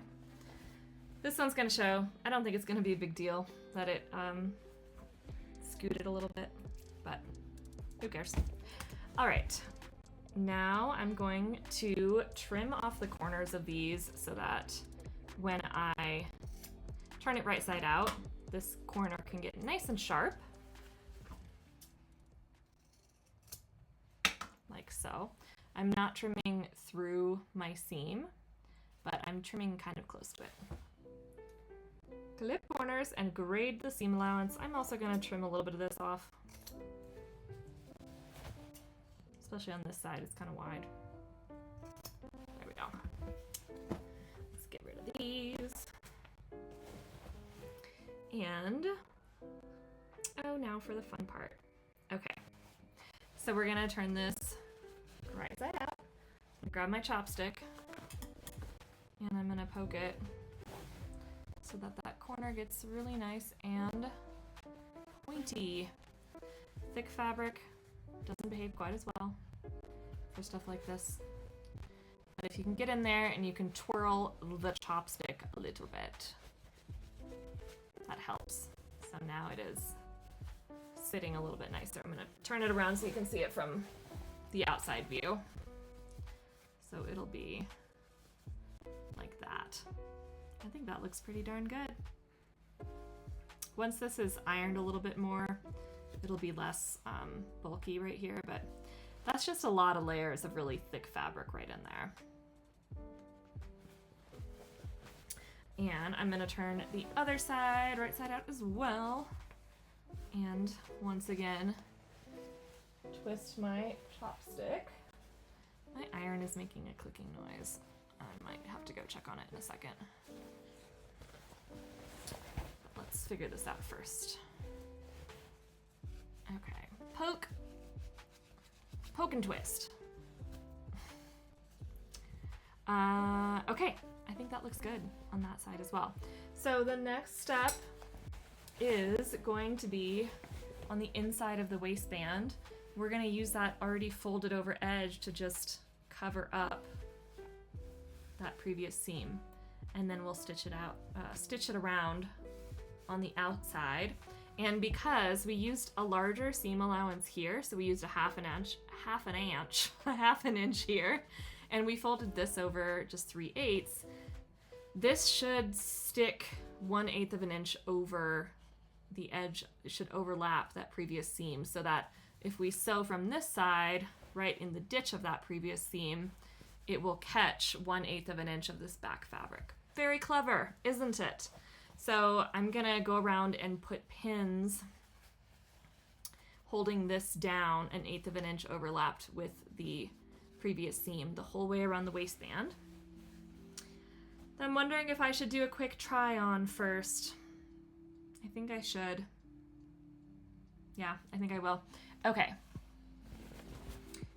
Before I do that though, I want to see if I can make like a be right back screen that's like a try on screen. So we're gonna just duplicate that, and I gotta get out of, I'm sure this is oh so fun for you all watching while I do technical stuff. So close. Let's see, I want to do a duplicate of my BRB screen, and it's gonna say trying on, whoops, that's the wrong keyboard, trying on BRB.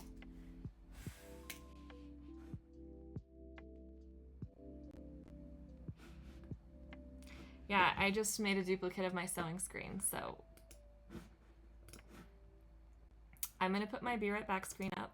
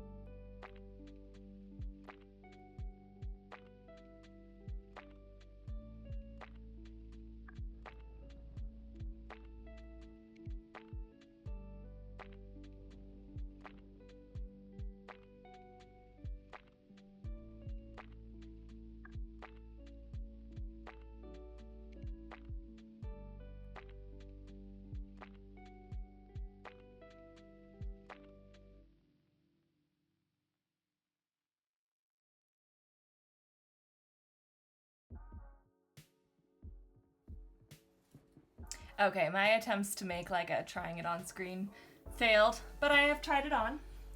And I'm gonna get this out of the way so you can see it. And I'm gonna turn off this annoying center stage thing. Okay, here is the skirt in progress. And it's got pockets. It's got a waistband. I think it's fitting really nice. It's just a little wrinkly. I'll fix that later. And I'll need to add a button, of course, but I really like it. It's kind of swishy at the bottom. And thank you, Anna. I think it's fab too. I'm really excited about it. I'm gonna grab something to stand on so I can show you the bottom. Ah! It's fine, everyone. I'm only falling over a little bit. Okay. Whee! Once I iron it, it'll look better, but I think it's really cute. I'm really excited about it. with some boots is gonna be fun. All right, BRB again. I'm going to take it off so I can finish sewing it. BRB.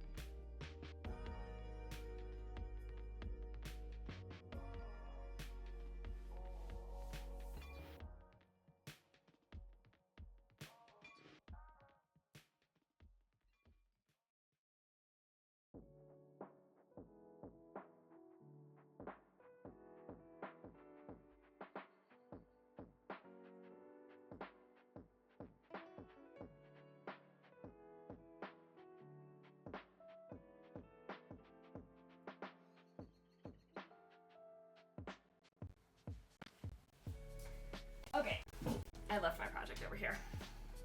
Here it is. I love it. I don't think it needs any fit adjustments or anything. That would have been the moment if I needed to take those side seams in or let them out that I could have done so, but I didn't leave any space to let them out because I thought if anything it would be slightly too big, and I think it is exactly how I want it. So let's do some pinning. Again, we're going to be pinning, God, I've only just made this and there's already dog hair all over it. We're going to be pinning the waistband down like this the whole way around. So, here we go. I am gonna pin it from the outside because that's the side I'm gonna be sewing it from. And that'll just make my life easier in terms of taking out the pins as I sew.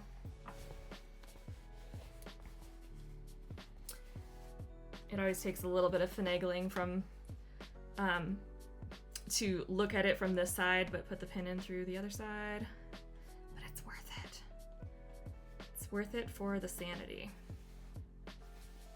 that it will bring.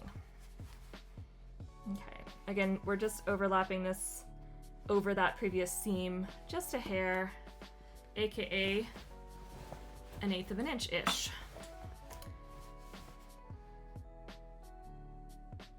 There. So that when we sew it from the front side, it will just catch the edge of this, but the seam will be hidden inside of the ditch of the previous seam. That's called stitch in the ditch. It's actually officially called that, which is hilarious to me. This fabric, I think it's from the fabric maker Merchant and Mills, but I got it at Sobo in Boulder because of course I did. My favorite sewing shop and fabric store. I work there. I kind of go back and forth about whether or not I should tell the internet where I work, but I'm already all over their social media, so it's not like it's hard to figure out. Ah! I just bumped my camera so hard that one of my pins fell out of my project. I got it though. I'm gonna put that back in. It is really sturdy fabric. It's like a heavyweight, like I was gonna actually make like some work pants out of this, like cargo work pants kind of things, but then I saw this skirt pattern and I was like, that is the perfect fall skirt pattern, and I want to make it in this fabric because it's so soft. The likelihood of me wearing a cute heavy duty skirt way likelier than me wearing work pants, if I'm being honest. So kind of like gardening, where the best gardening advice is to grow what you will actually eat. My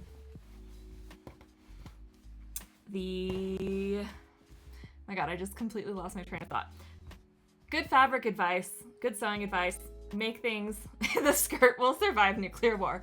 Thank you. Also, hello, Scottish Mind Games. I'm Kerry. It's nice to meet you. Thank you for coming into my chat and joining me for this oh so fun accountability sewing session. I'm gonna show you the skirt that I'm sewing. If I can zoom out on my, oh, come on, there we go. It does kind of have like a vintagey look, so I don't know why that kind of goes with nuclear war for me, but there we go. It shouldn't, but I blame the 1950s. It's very swish. I love it. But yeah, I think I was saying, sew things that you'll actually wear. Don't just sew things because the pattern looks fun. You have to get to know your own style, and you don't want the things that you've made to just sit sad and alone in your closet and never get worn. Because that would be so sad. Because you put all this time and effort into making it, only for it to be abandoned. I'm really getting on this tangent, but I'm excited about this. I'm definitely gonna wear this because it's super cute. And I feel like it would look like actually cute with like cowboy boots. I don't know. I don't know if I have any cowboy boots, but I think it would look cute with them. Oh, the top stitching. It's just so fun. The pattern designer is True Bias, who's based out of Denver, I believe. And she's super nice and cool. I'm learning to design my own sewing patterns right now, so hopefully eventually on this stream it will be me designing and sewing things that I've completely designed by myself, which would be super duper fun. But for now, it is me choosing fabric and making changes to existing patterns and sewing them, or not making changes, it depends. Okay.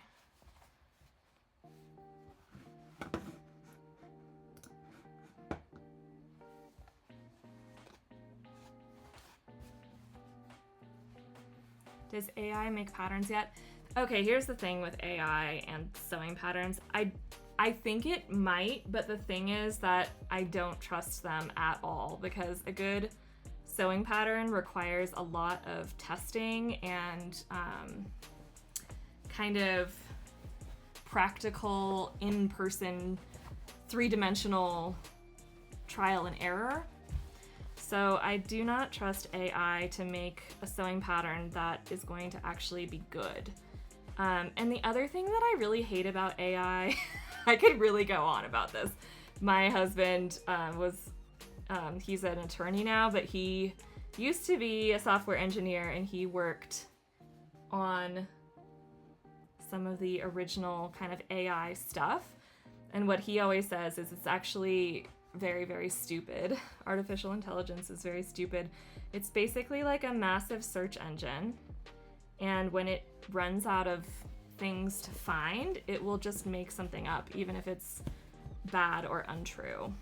So that's my little rant about AI and sewing patterns.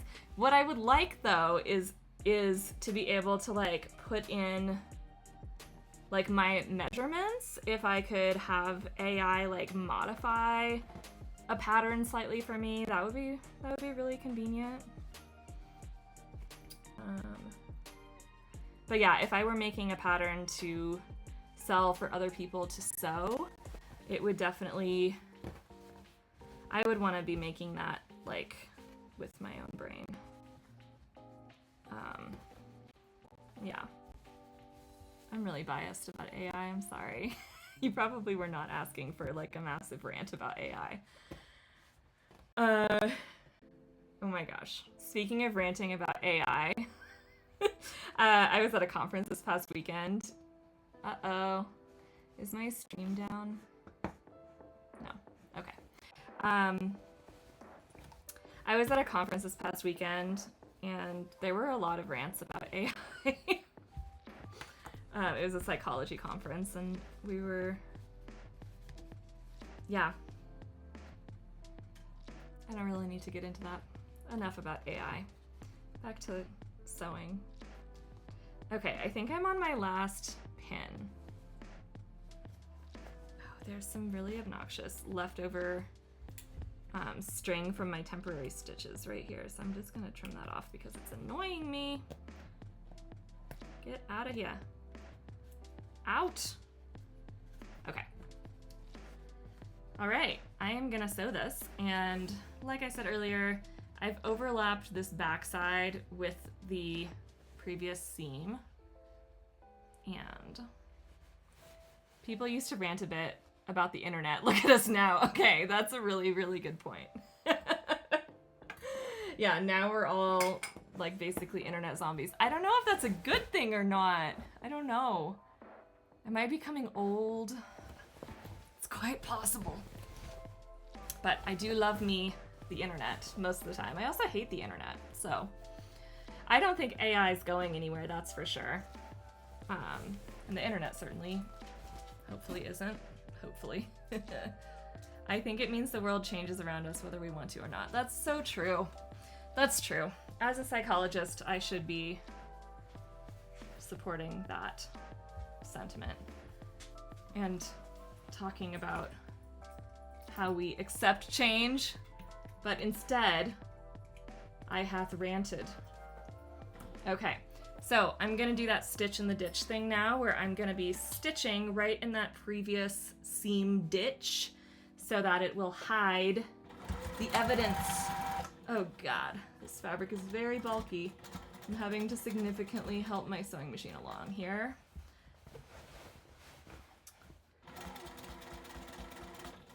Okay, I think it's working now.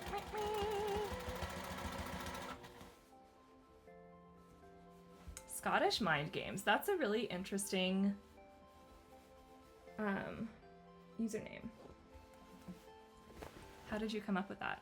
You must need pretty good aim for this. Yeah, you do, and you get used to it because the I'm gonna move my camera closer. Sorry, it's gonna get real bouncy.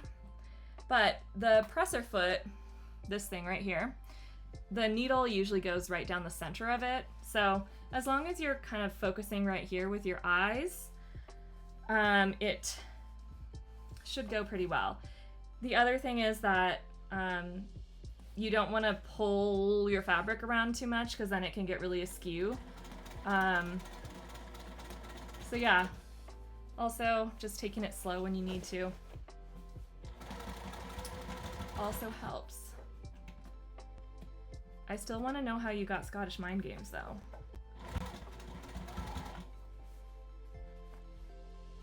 Okay.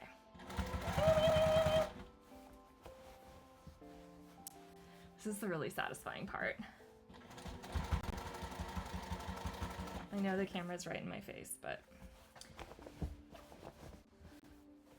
let's just check. Oh no! Did I run out of bobbin or something? Okay, I gotta pull this out. There's been some kind of catastrophe. Okay, what looks like it happened is that I did not catch this back here. It was basically the simplest description I could think of. I only afterwards realized it was ambiguous. Oh, interesting. Scottish mind games. I'm like, that is kind of ambiguous. But are you Scottish and do you play mind games with people?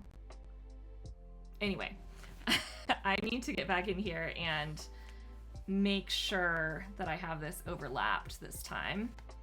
Pretty easy because you can't see my previous stitch at all. So it's not like that is going to be an issue. But I'm going to just add extra pins this time to basically ensure that that doesn't happen again. But that's why on this kind of thing, it's really helpful to actually check and make sure that you're sewing where you want to sew before you sew the whole thing. You like crosswords. Oh! Okay, so I'm a psychologist, if I didn't mention that already. So I don't know why mind games immediately, I was like, oh, you're like, I'm not saying scheming in a bad way, but like a tactician or something like that. Yes. Maybe you're also a tactician. I kind of like that. It would be pretty bold to announce a strategy like that so openly. Yes. Hello, internet. I'm a secret tactician. It would be like, you'd have to be like double bluffing. Like saying the truth, but expecting nobody to believe you. And then, because it's so outrageous. I'm kind of into it. I'm not going to lie. It sounds awesome. But again, I'm a weird psychologist, so, you know. All right, hopefully I'm catching the edge of that waistband this time. Because that would be really annoying if I didn't. I'm gonna go kind of fast past this part because I know I already did it.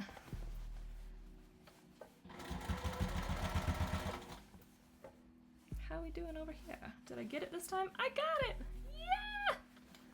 Yes! Great success! All right, we'll keep going.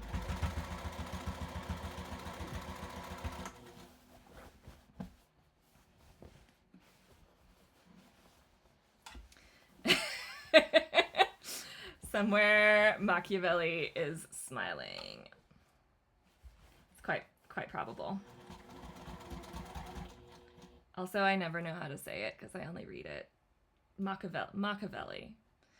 If I'm speaking Italian, which I studied in college forever ago, it would be like Machiavelli. I'm not sorry. Welcome to my stream. I'm kind of crazy. But it's fun. It's much more fun to be crazy and nerdy than it is to be boring. And not say stupid things. Okay. Feels like this is going well.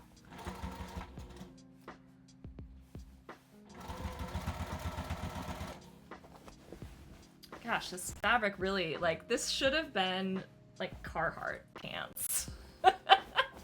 But instead it's gonna be a dope skirt, so take that, practicality.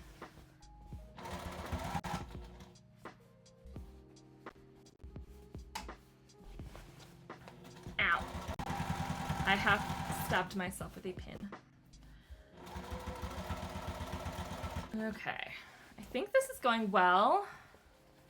I always get anxious about stitches like this, and then I want to check them, and then it looks like it's actually working quite well. Ow, I stabbed myself again. If I wasn't so anxious, I wouldn't be stabbed. There's another life lesson. That's a really dark life lesson. I don't know why I just said that. Like, taken out of context, if I weren't so anxious, I wouldn't be stabbed. That's, like, really bad. Delete that, universe. I never said that. Only about pins while sewing. Okay. We're getting close. We just got a little bit more to go. And our waistband will soon be ready for pressing.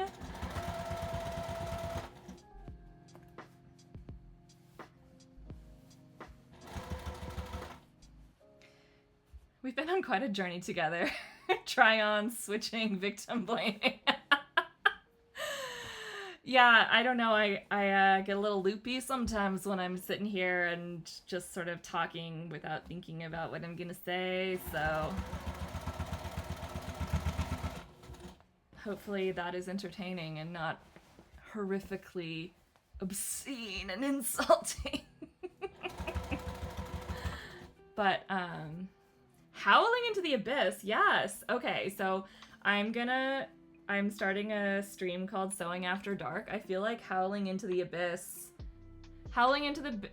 needs to be a part of Sewing After Dark. Either that or part of my other stream that I'm starting, which is called the Dream Stream, which has to do with Jungian and archetypal psychology, which is what I have my PhD in, and the reason I'm so weird, really.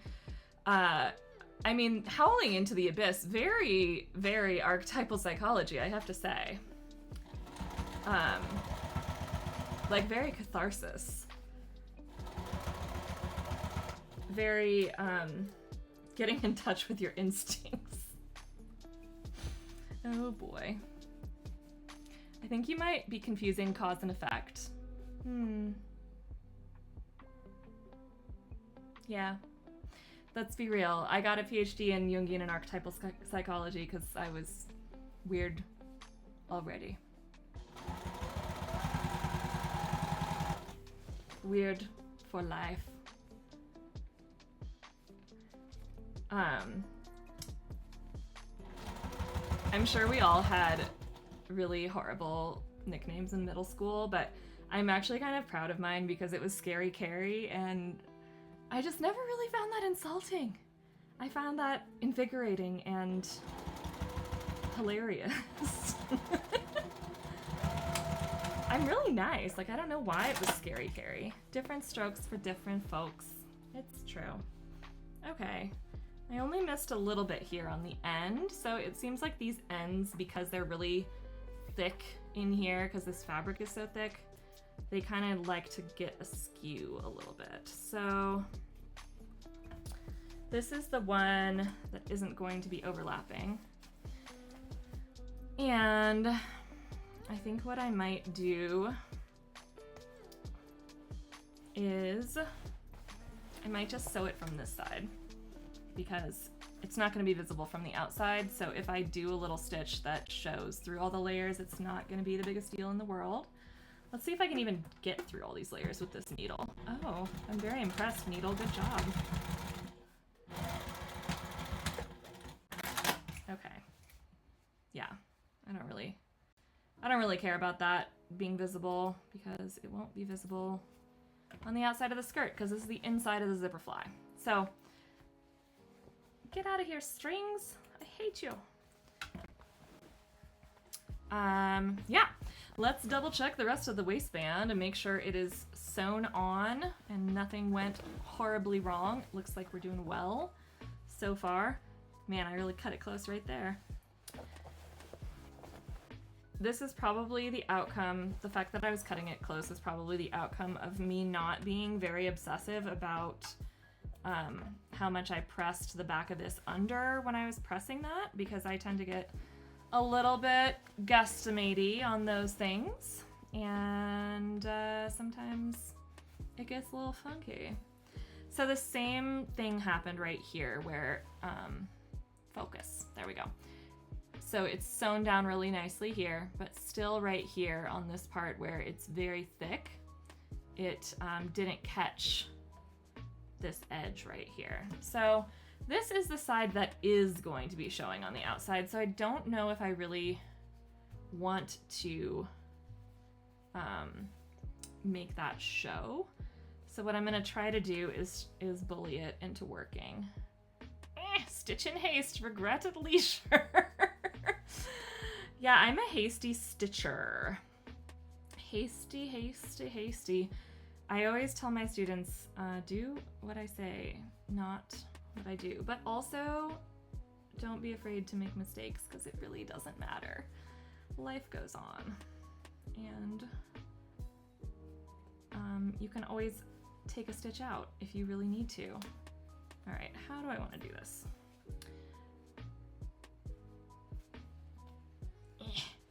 Oh my god, this fabric is intense. I might have to... So when you're working with really thick fabrics like this one, or like a heavyweight denim or leather, sometimes you can hammer your seams instead of pressing them with an iron. And that tends to work quite well. I might eventually do that with this part of this project, because it is really thick right in here. I like can't even get a pin properly through it. So, all right, we're gonna see if we can get this to work this time. There are so many layers of stitching right here on this already. All right, I'm gonna take that pin out. There we go. And I'm just gonna cross my fingers. Did I get it? Oh, I got it. Great success. Boop. Maybe it needed 2 hairs overlap rather than 1. It did. Yeah, it definitely did. But we made it work. We made it work. Okay, I'm gonna drink some water. And I'm gonna back my camera up again so it's less in my face. There we go. Stay.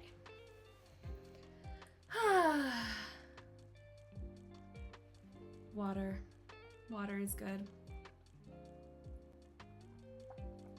Yeah, so I think what was happening on these parts on the edges where it missed on both sides is just due to that amount of thickness, because there are 1, 2, 3, 4, 5, 6 layers of this really heavy duty fabric right here on those edges.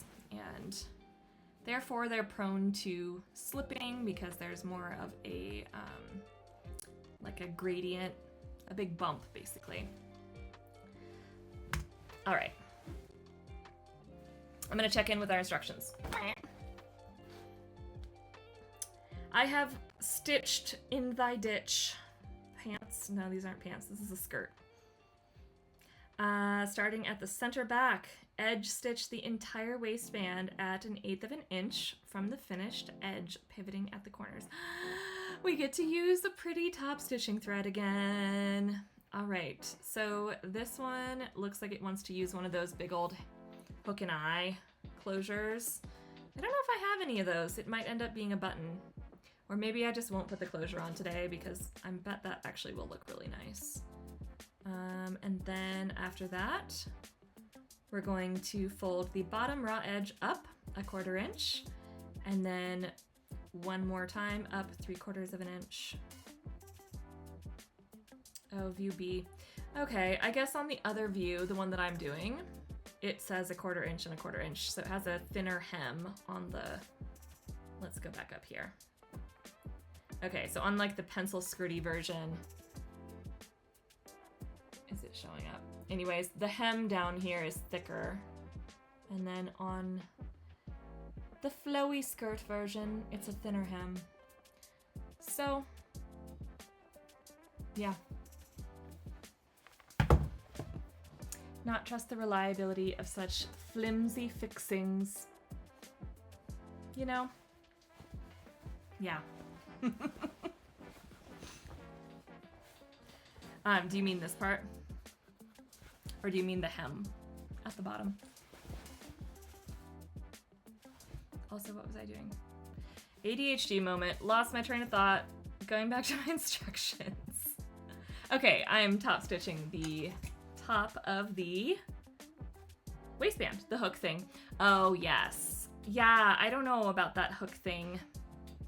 When I used to dance professionally, I had a lot of costumes that had closures like that, and yeah, they definitely have that sort of tendency to like bend out and just pop right open. So nobody needs that. Maybe I'll do a button. Ping! Oh my gosh. My mouse is backwards.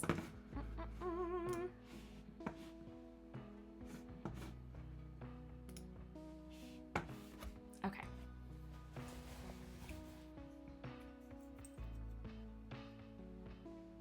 I'm gonna thread my machine with this lovely top stitch thread, which is what I was using on the rest of the skirt. It's thicker, it's got like a thicker gauge than your regular thread, your universal thread. So I'm definitely gonna wanna have my pressed foot up while I thread this, because otherwise this really thick thread is not going to get in between these pressure plates the way that I want it to. And then it's probably going to do the thing that happened whenever I started this skirt, which was months and months and months ago, where sometimes the tension was like really, really misbehaving, and the tension on this top thread was not catching it fully. So I'm going to try to prevent that from happening again by actually getting the thread through the tension plates, which are right in here, and they close and open. You can see it like that. Sewing machines are basically witchcraft. It's true. But once you learn how to do them, just like witchcraft, they're quite fun and really not that complicated. Okay, so I've got it through those tension plates really nicely, and I'm going to thread the needle. My automatic threader does not love. Okay, I'm gonna switch needles on my machine because this is not a needle that has a big enough eye for this thread, which is fine, but the little eye, that part, the little hole, is not wide enough.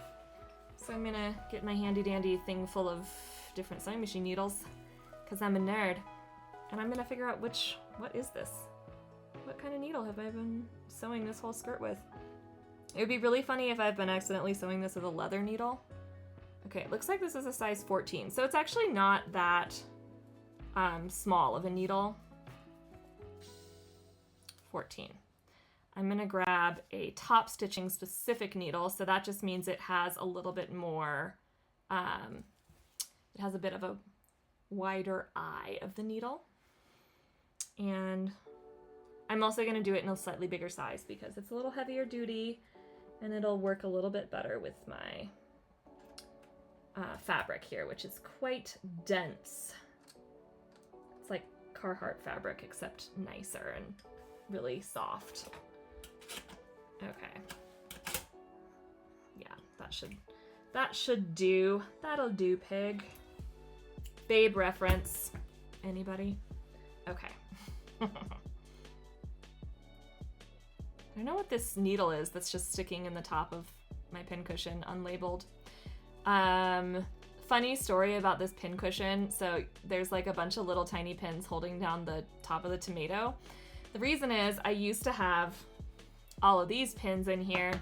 My cat knocked this off of the table, and then my dog proceeded to take her mouth and pull every single pin out of the pincushion, luckily not eat them, and then just chew off the tomato part, but not chew anything else. I'm so glad that she didn't eat pins, but it's kind of a funny story. Oh, she's in the bed. Okay, I'm turning on the pet cam. Get ready. Look at her. Just look at her. She's so precious. That's Nula. She's the cutest. She's a border collie. She heard me say her name. Okay, Nula, you're getting small now so that they can watch the sewing machine. Okay. Newlius Boolius. Before I sew this, collies are too smart. Oh my gosh, you are preaching to the choir about that. She is way too smart for her own good.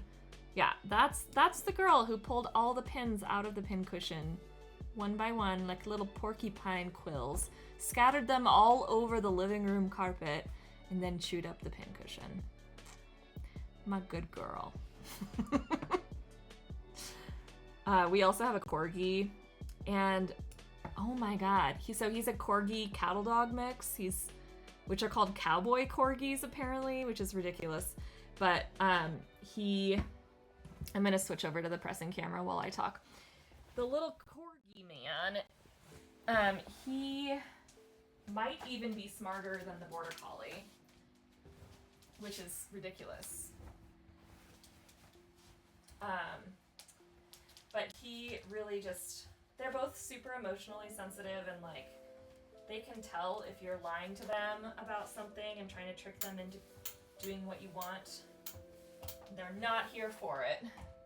So I'm just giving this waistband a press so that when I top stitch it, it looks really nice. And it's also gonna set that seam that I just did.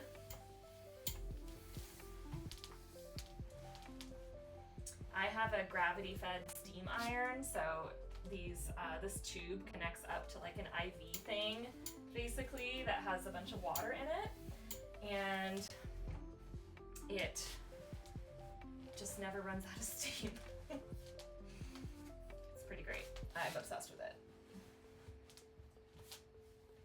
Okay.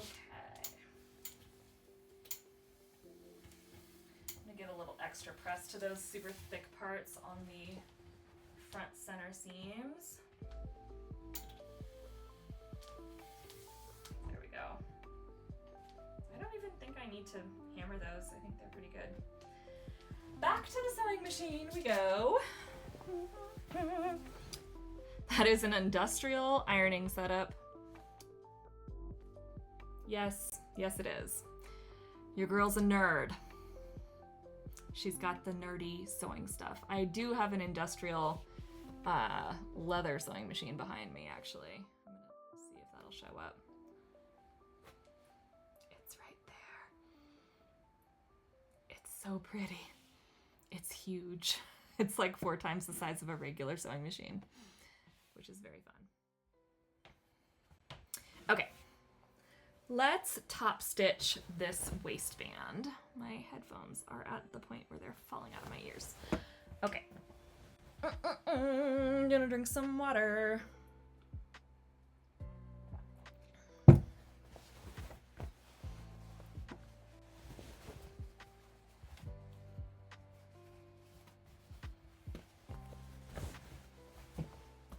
Okay, so if you were a tactician, what kind of tactician would you be? That's the question. I'm gonna start sewing. Actually, I'm gonna start on the side where it is gonna be hidden so that I can do some back stitching here and here to tie really solid knots in the end of my top stitching, and it will not show because it's gonna be on the inside of the hem. So I'm also gonna have to, what is the best way to do this? I wonder out loud. So if I go like this, then I'm gonna have to shove all of this through there, which I'm probably gonna have to do anyway. Unless I sew it like this. But then if I have to go that way. Okay, geometry in my head. I'm gonna start on this side actually, and I'm just gonna have to pull the top stitching through to the other side and tie it in a knot on the back so that it's not visible. Okay, here we go. Cross your fingers because this is very visible stitching. And maybe I should turn up my stitch length because that looks like it's about 3.5 millimeters. All right.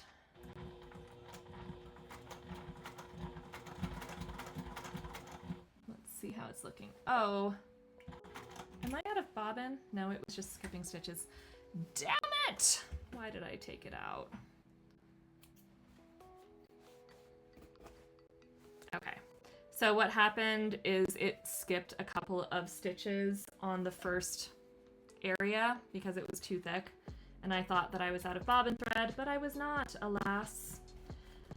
And now I am annoyed. All right, I'm gonna try starting up here this time and see how that goes. And I'm gonna try holding on to the ends of my threads as well.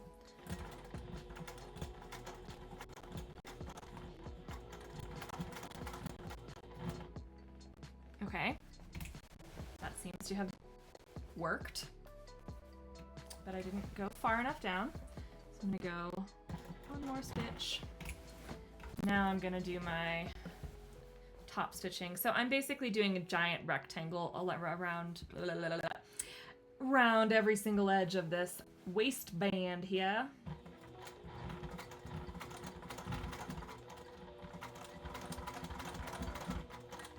Top stitching, because it's visible, is also one of the more stressful. I don't know if I mean stressful. I just tend to need to go a little bit slower. Oh my gosh, my Streamlabs thing is trying to censor you. How rude. I guess there's a lot of advice for tacticians. For all your days, be prepared and meet them ever alike. When you are the anvil bear, when you are the hammer strike. Beautiful, dramatic, epic, truly. Thank you. I'm sorry that my bot tried to censor you. But if you're not getting sort of censored by the bot, are you even living? Anyways. Okay, I think this is actually going pretty well. You can sort of see it on there. That censorship is a metaphor for the future of humanity, right? No attention span. That's what I'm getting out of that.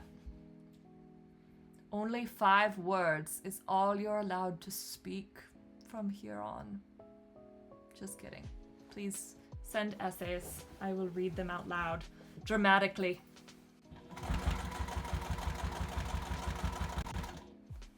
We'll be silenced by the machines. No. See, and now we're back to ranting about AI. Or as I like to call it, AD for artificial dumbness. I don't... See, this is what I'm talking about when I say that things come out of my mouth before I think them through. AI is stupid.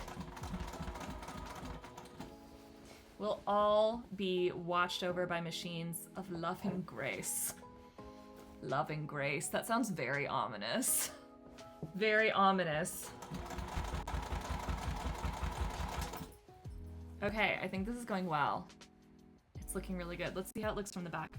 Ooh, I'm having just a little bit of that weird tension stuff happen again. So I'm gonna see if turning up the actual tension of my machine helps that stop happening. Also gonna just make sure we're really in between those pressure plates. All right. It's too soon to know if that worked. Doesn't look bad though. From the front. That's always the trick with sewing. It doesn't look bad from the front, but how does it look from the back? Actually, it looks way better from the back. All right, I guess that did the trick.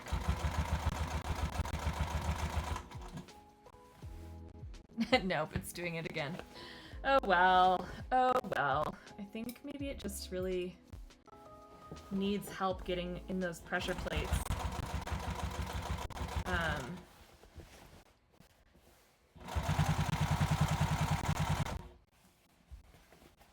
Yeah. I'll show you what I mean in a second when I'm done with this stitch, but I think what's happening is that my thread keeps sort of, because it's very wide gauge thread, it keeps kind of slipping a little bit out of the tension plates, and then I'm having to sort of give it a little tug and push it back in. And it often will do that where there's a change in width of what you're sewing, though that didn't happen right there. I don't know. I don't know. We're just gonna keep going.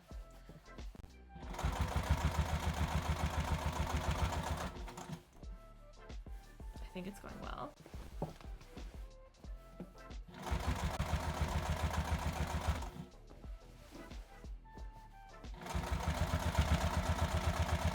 Okay.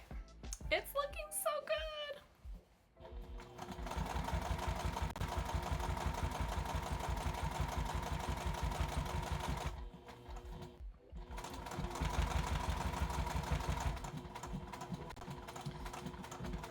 Because this isn't going to show, I'm not going to do the end right here. Instead, I'm just going to use that as a place to start and stop with a back stitch. So if you didn't know, oh, that looks so icky where I backstitched. One of the ways traditionally to secure your stitch when you're sewing is by sewing forward, backward, and then forward again. This got so funktastic though back here. Top stitching thread can be a beast, my friends, and sometimes it's really, really annoying to sew with.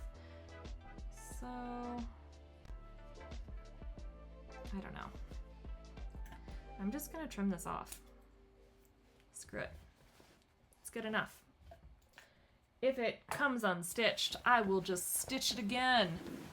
However, on this side, where I began, what I need to do is pull through to the back and tie a nice square knot. So I'm gonna do another square knot demo, and this is gonna be actually a good one because it has 2 different colors of threads. So anyone who knows me knows I love a good square knot for tying threads together. And a square knot is a double knot that stays way better than your sort of typical double knot. So I'm gonna start by putting the green thread on top when I cross the threads over to do my knot. And then I'm gonna pull it through. And I'm gonna tighten that. And then instead of just doing the knot again the same way where I would cross the left side over the right side or the right side over the left side, whichever one I started with, I'm gonna once again cross the green thread over the top and then pull it through. And that makes a really secure knot on the back of your fabric that you can just trim off. And that should stay pretty well. So I'm going to come back to the front and I'm gonna start right here, and then I'm gonna stitch around that corner and do this other side. And the reason I'm doing it this way is so that I can keep the bulk of my skirt on the outside of my sewing machine, because it's really annoying to try to shove so much fabric through the throat of the machine right here. Okay, I'm basically gonna put my needle right in where I left off, which is right there. And then, if you are starting a stitch and there's a lot of fabric, so it's kind of creating a slope for your presser foot, if you hold on to your thread tails after a couple of stitches, you can actually pull on those gently to help your fabric just get started moving through your machine, like so. And then you can let go. All right. Let's see how we're doing. Looks pretty good. I'm gonna make sure our tension is behaving. Kinda. Okay, we can go a little faster on this one.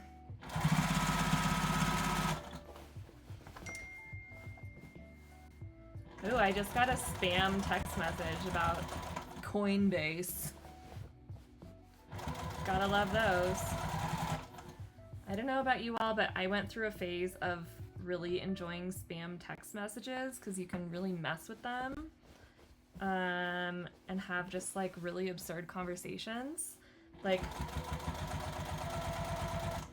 this one time I got one of those, they're supposed to be like sexy messages where like the person is like, hi Gracie, are you still free after work or something like that? And then you're like, no, sorry, wrong number. And then they're like, this is a picture of me, let's chat. So I started talking back to this person, and maybe it was a bot, I don't really care, but it was really funny. They ended up, of course, like asking me to get involved in some sort of financial scheme. And I just kept saying more and more ridiculous things, like about how I knew what had happened in their family and how they were the shame of the family, and it got pretty stupid from there. But eventually I got bored and blocked them. Good story. Thanks for listening, internet. Okay. Oh, I just went so awry. Ugh, I hope it's not too bad. I was speeding, and as you all know, when I start to speed, when anyone starts to speed while they sew, okay, it's not as bad as I thought. There's actually not a very obvious issue. What happened is that I went a little further away from the edge than I wanted to.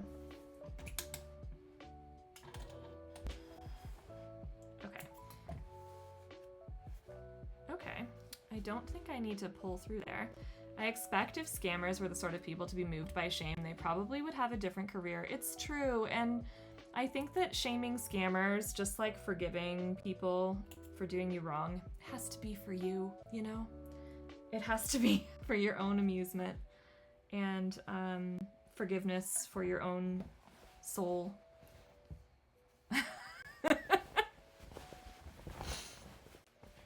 Okay, so I've top stitched the top. I'm gonna pull this through on the back here, which looks like it got kind of weird. So hopefully I'll be able to pull that through. And then I am going to tie another lovely square knot. Okay. I don't know if you can see this, but focus. Yeah, it looks like there was like a loop of thread and then it sewed through itself. So I don't know how well I'm really going to be able to tie this in a knot. I think I'm just gonna have to do it over here, near where it got sewn through. So, square knot time. Once again, we are crossing the same thread over the top on the first round of the double knot as we do on the second round. So this time I used the gold thread on the top the first time, so I'm using the gold thread on top the second time. Oh, and I'm dropping all the threads. There we go. And that should make a really sturdy knot, so I can trim those off. Okay. There is the front edge of the skirt. I think that's pretty fun. I love it. Okay. Directions check. Pretty sure next is hemming. And putting on that allegedly flimsy hook and eye situation. I might do a button instead. Okay, so yes, we are going to press the edge up by 1/4 of an inch and then press it up one more time by 1/4 of an inch. And we're gonna pin it and then we're going to stitch it closed. And I'm trying to decide if I want to do that with top thread or not, or top stitching thread. I think I'm not. I'm gonna do it at least first with regular thread, just to make sure it's really strong, since I've been having some issues with the top stitching thread and its tension. But then I might add a layer of top stitching thread on top of that to make it extra pretty. So, gotta wind that all back on there. Okay, that is aside for now. And I'm gonna put my gold thread back on the machine. Then I'm gonna go to le pressing cam. Oh, Nula's on the couch now and she's all snuggled up like a cutie little bear in a little cinnamon roll. And she's looking outside because it looks like it's starting to storm. Lovely. She's afraid of thunderstorms. Let's zoom in on her really fast. Oh my God, look at her. Look at that baby. She's too precious.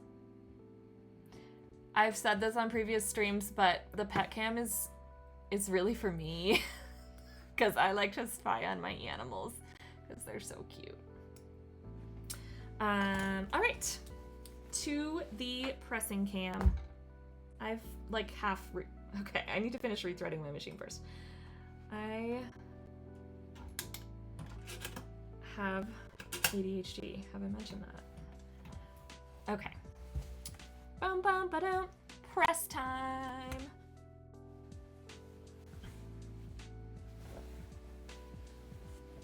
Hi, Nula. You have a little blap. I don't think they can see you right now. We're gonna fix that. Yes. Oh, my cat too. All right. So,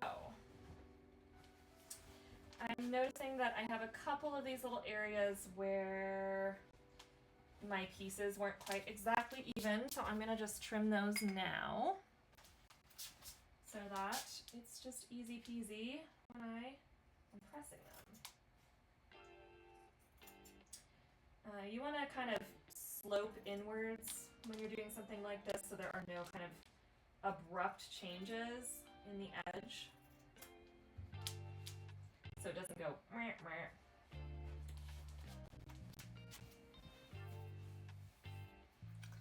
Okay. Goodbye, scissors. All right, so a 1/4 inch in and then one more 1/4 inch in. I'm gonna go grab my measuring tool. Where did I put my measuring tool? I don't know where it's run off to. ADHD. As long as it's not underneath my iron, which it's not. Okay, who cares? We're just gonna go for it. This is also, I'm kind of thinking, because my fabric is so thick, that it might be easiest actually to just serge this bottom edge and then just turn it up once. Because if not, I'm gonna have areas where there are such thick seams to go over that it's gonna be really annoying. So yeah, I'm gonna serge first. Serge, and then we will press. So let me just get my serger camera up and uno momento, video.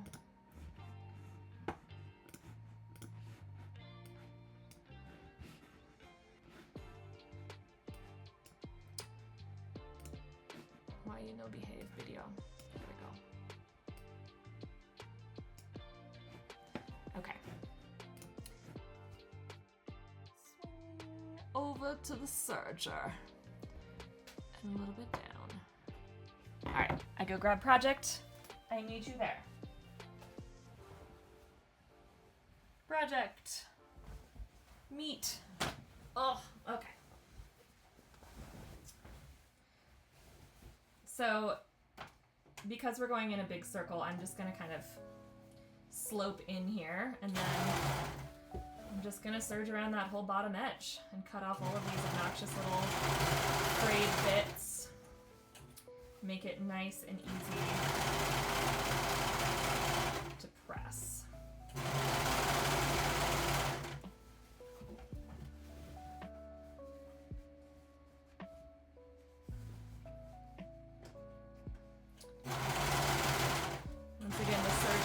This cutter right here, blade, so it's just cutting a little bit of the edge off for me as I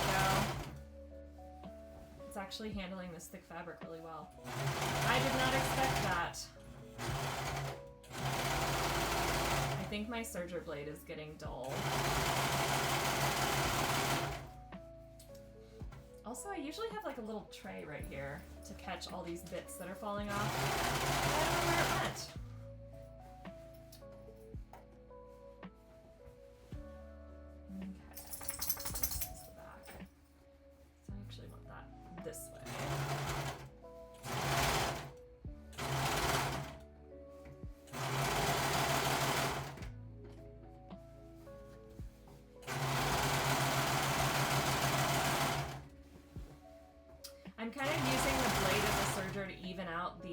bottom edge of this as I go as well.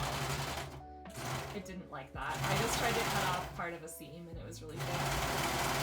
The serger did not approve. It's gonna happen again right here too.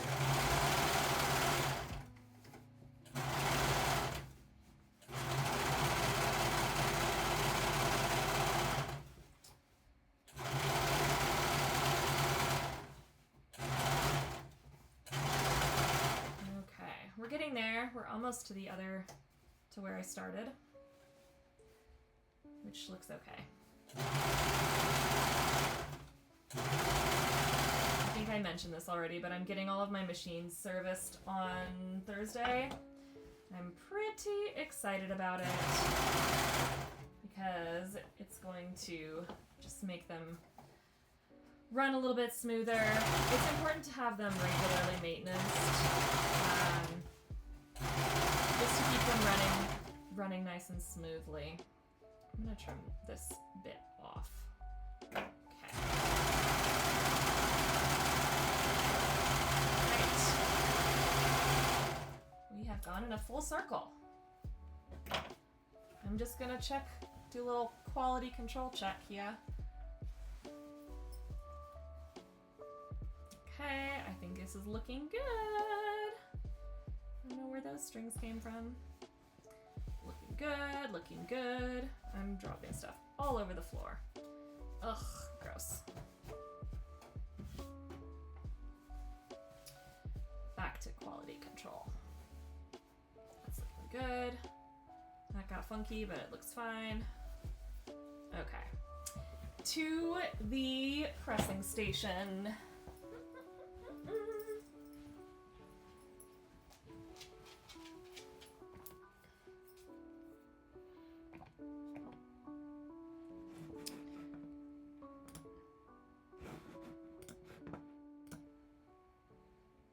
There we go. Pressing. All right. Now we're gonna just fold up that serged edge by 1/4 of an inch-ish all the way around, and we're gonna hem it. And then all we have to do is put a button or something on, and this skirt is done.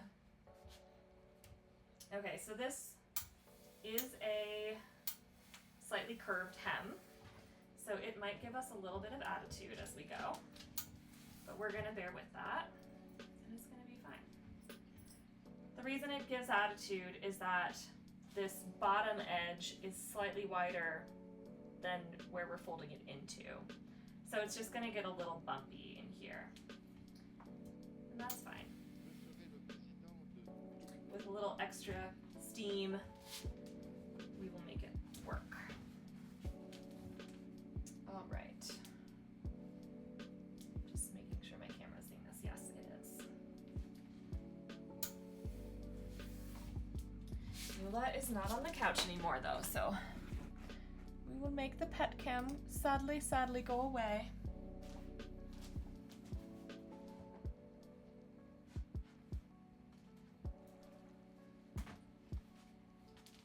Okay, back to pressing.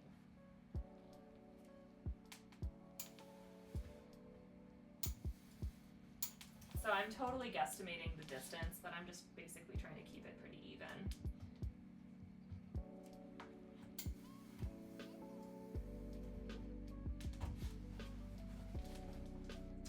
And it's not a huge hem, so I'm keeping it even and not too big.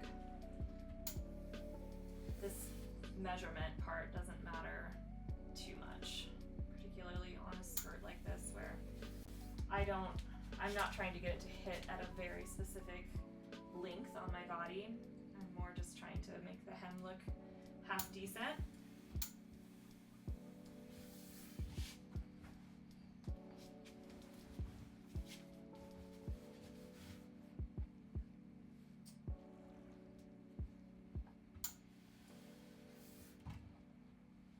And I'm kind of doing it section by section here, so I'm aligning up these seams for each panel of the skirt and then kind of making it behave in between them.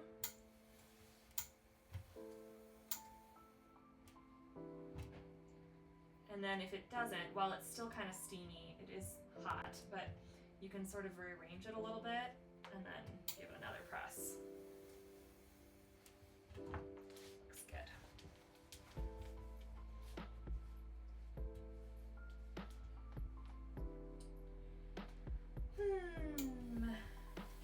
I'm sleepy. That 5 a.m. flight, 5:30 a.m. flight yesterday really got me. I was just so eager to get home. Mostly because I wanted to see my dogs. But I did have to leave where I was staying. Luckily, the Santa Barbara, California airport is really small. So I actually got to the airport like 30 minutes before my flight was gonna leave, 35 minutes maybe. And yeah, just walked right through security, which took 3 minutes, and walked right onto the plane. And it all worked out. I just couldn't bring myself to get up earlier than 4 in the morning, because absolutely not. But I'm glad that I was traveling alone, because if my husband had been with me, that would have been, he would have been so anxious about the whole getting to the airport half an hour before the flight leaves thing, even though it's a really small airport and I've flown through there a million times, but alas. Okay, we're on the last panel already. Wow, that went pretty quick.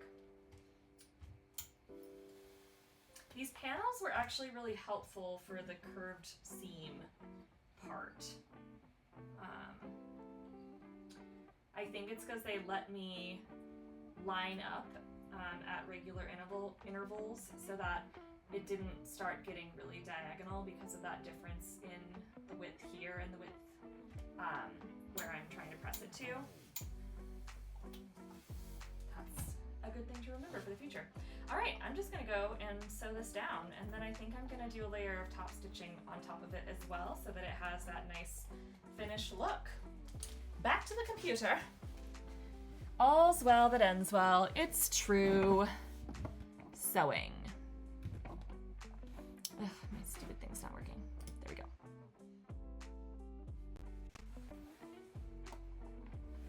I'm here. Oh, it's on my serger. Let's come over here. Sorry for the dizziness, everyone. Okay. Let's hem this thing.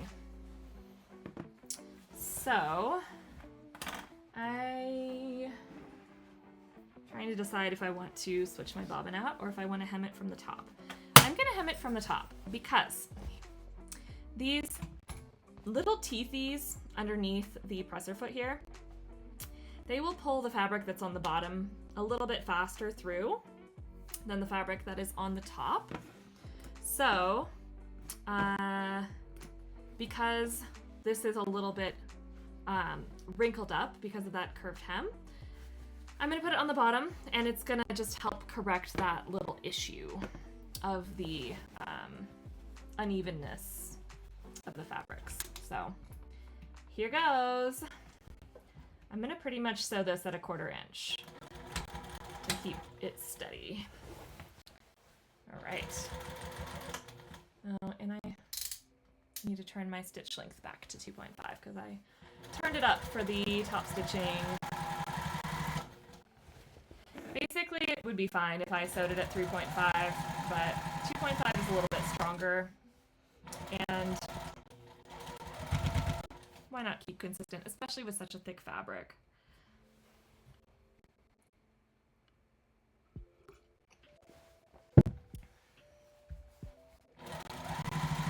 Okay. We're rolling.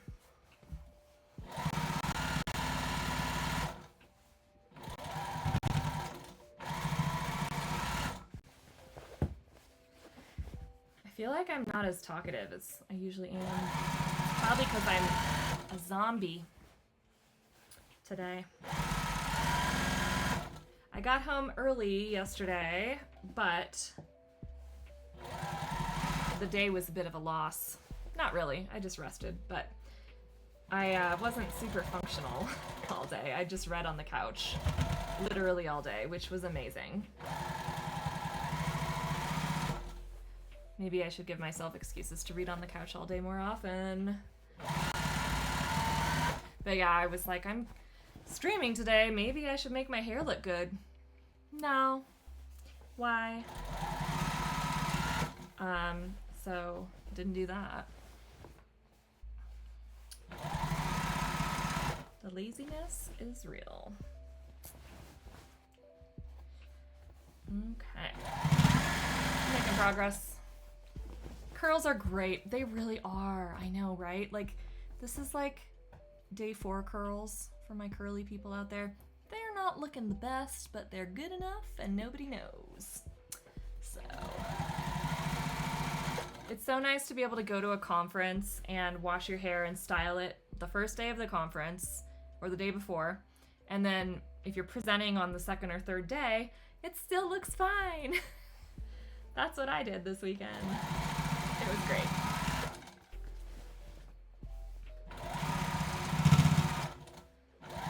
They do look the best though, the first couple of days, and then they get a little flat.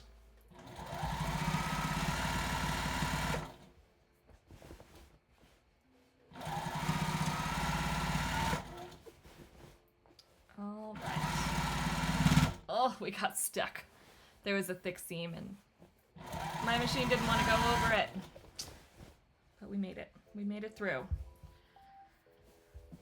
The thrills. Okay.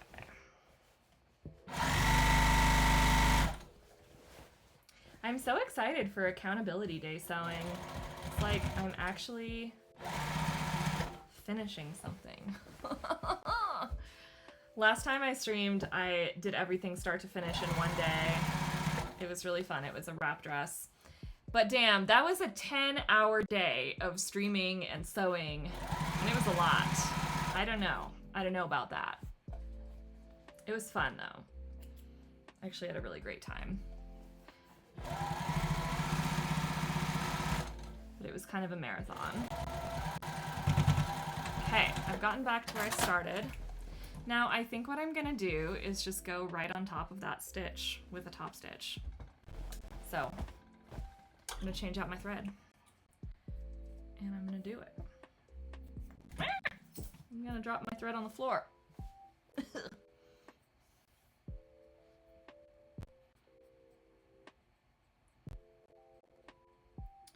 Okay.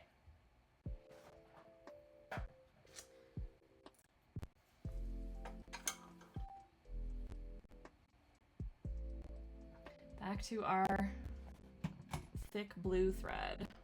It's kind of like a blue turquoise. Making sure I'm getting it really into those pressure plates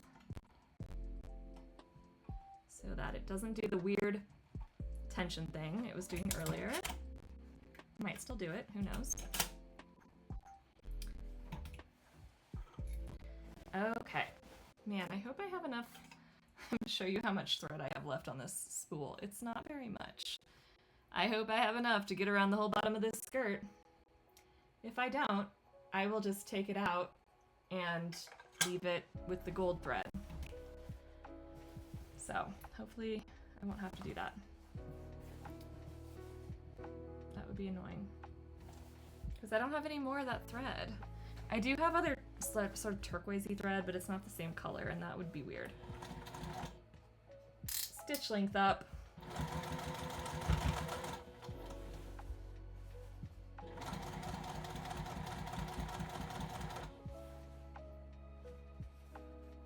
Stitch length down a little bit. And pressure down. So you can tell that your tension is a little too high when your top stitch starts looking like a straight line. I don't think that's very visible, but it's hard to see kind of the divots in between the stitches if there's too much tension on the top, because it's going to make it basically pulled into a straight line. So if that happens, we just turn down the tension a little bit and see if it gets better, which it definitely is getting better. Yeah.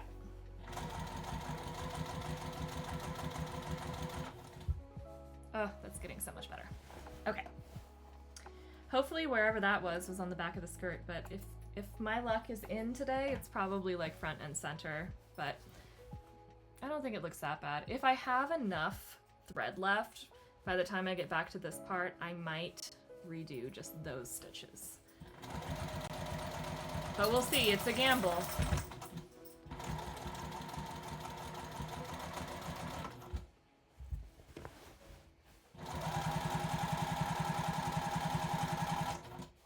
I think we're gonna make it. I hope so. Knock on wood.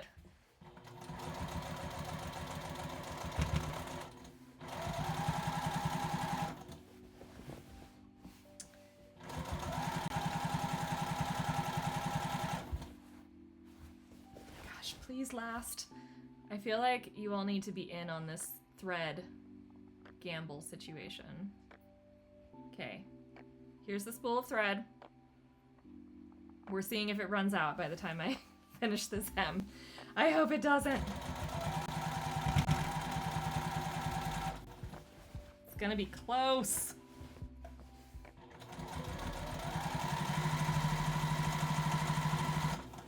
It's gonna be real close, people. Oof, I don't know if we're gonna make it. I was feeling really optimistic a second ago, now I don't know. I know, this is really thrilling, isn't it? Edge of the seat action moment. I think I'm gonna run out. I'm so sad. Because I still have so much more to go. Okay.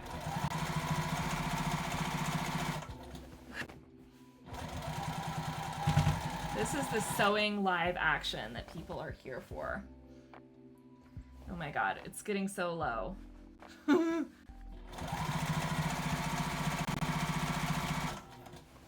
Alright, I see the end. The end is in sight. But there is not a lot of thread left up there.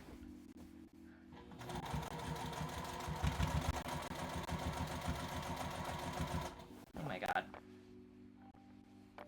This is really a gamble right now. This is not focusing, but there's like one string of thread left on the spool. Okay. We just gotta do it. We just gotta go for it.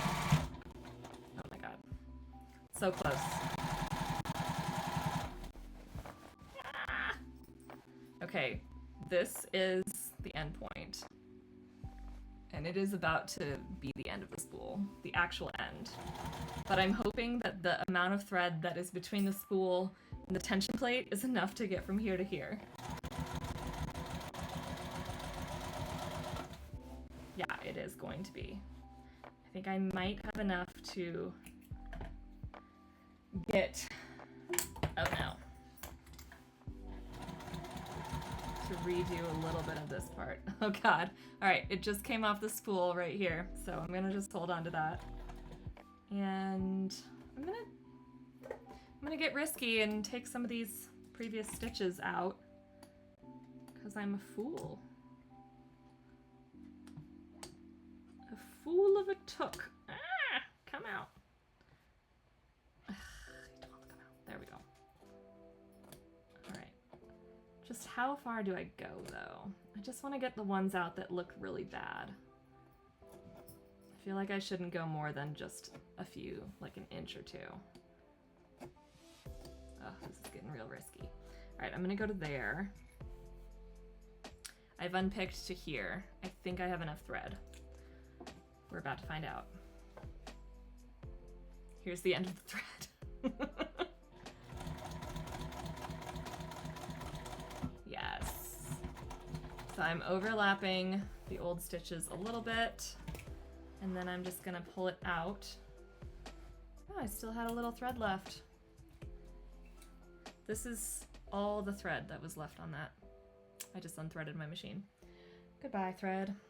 All right, now I'm gonna pull this to the back and tie a square knot. Wow, I'm really glad that that thread made it. The thrill. The adrenaline. The adrenaline was spiked. Not really. It was. Okay. Square knot time. The turquoise thread is on top the first way, and this turquoise thread is crossing over on top of this as well. All right. I'm gonna just tie one more knot because I'm paranoid. I don't know why, but I am. Boop. All right, and then basically because I overlapped my previous stitch a little bit, I can just trim this off because by overlapping it, I essentially tied a knot in it. It's not a knot really, it's just a way of securing it down. Okay, our hem is done. So here's what that looks like. And then on the back, it's just the loopy stitch from the serger. So I think that looks pretty good. Excuse. Okay, I think it's time for try on, though I am debating about this closure up top here. It does look nice with nothing. Just like that. But it might also look nice with a button. Let's grab some buttons and see what we think. Button time. Ooh, these might be perfect. Oh my gosh. Okay. I need opinions here, so what do you think about that?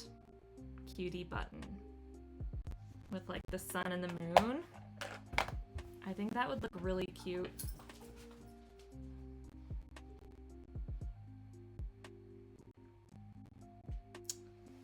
Zoom in. I think that's cute. Oh no, it has fallen.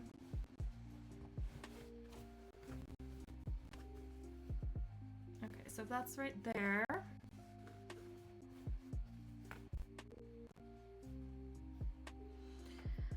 Oh, I can't decide. I'm gonna pull out a wood button as well and see if there's any others that might look good, but I am kind of leaning towards that one because it's pretty cute.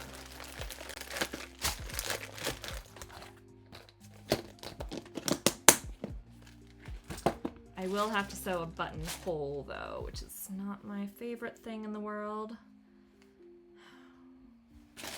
Would it look better with a button or just with the hook and eye thing like it was supposed to have? Let's see. It's a really big button. I wish I had like a turquoise wooden button. That one could be good. Do I have a riveted popper? I have like snaps. Is that what you mean? That could be cute. What do you think? Wood button, sun and moon button, or the only thing about the snaps that I have are that they're really small on the outside. I wonder if I get some of those sew-on snaps that you can only see from the inside. Bronze pagan ritual button for sure. Yeah. Thank you for understanding my soul. It's so cute. I bought like an entire pack of these and clearly I've used a lot of them. So I think that's pretty cool.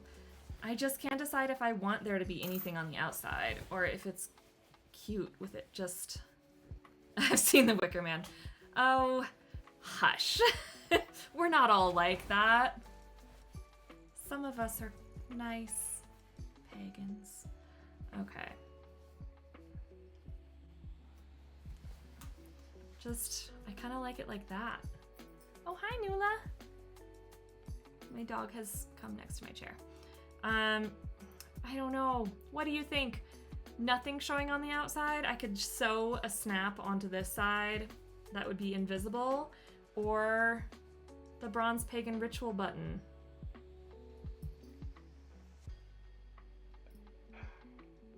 I don't know. I can't decide. Let me know what you think.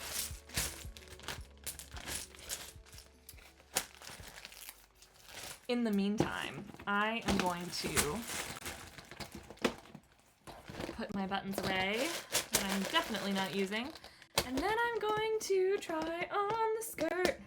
Gonna try it on. It's gonna be so cute. Oh, I do like this button. I just don't know if it goes with the vibe. I think it kind of does. It could almost have like a Southwesty appeal. Pet cam is actually to reassure people that there is a pet to talk to. Yeah, there is. I'm not just talking to nothing, though maybe sometimes I do. Hi, Nula. I should turn off the pet cam though when there's nobody there.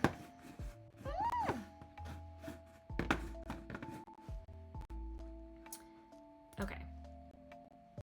I will be back. I'm going to go and try this on. Be right back.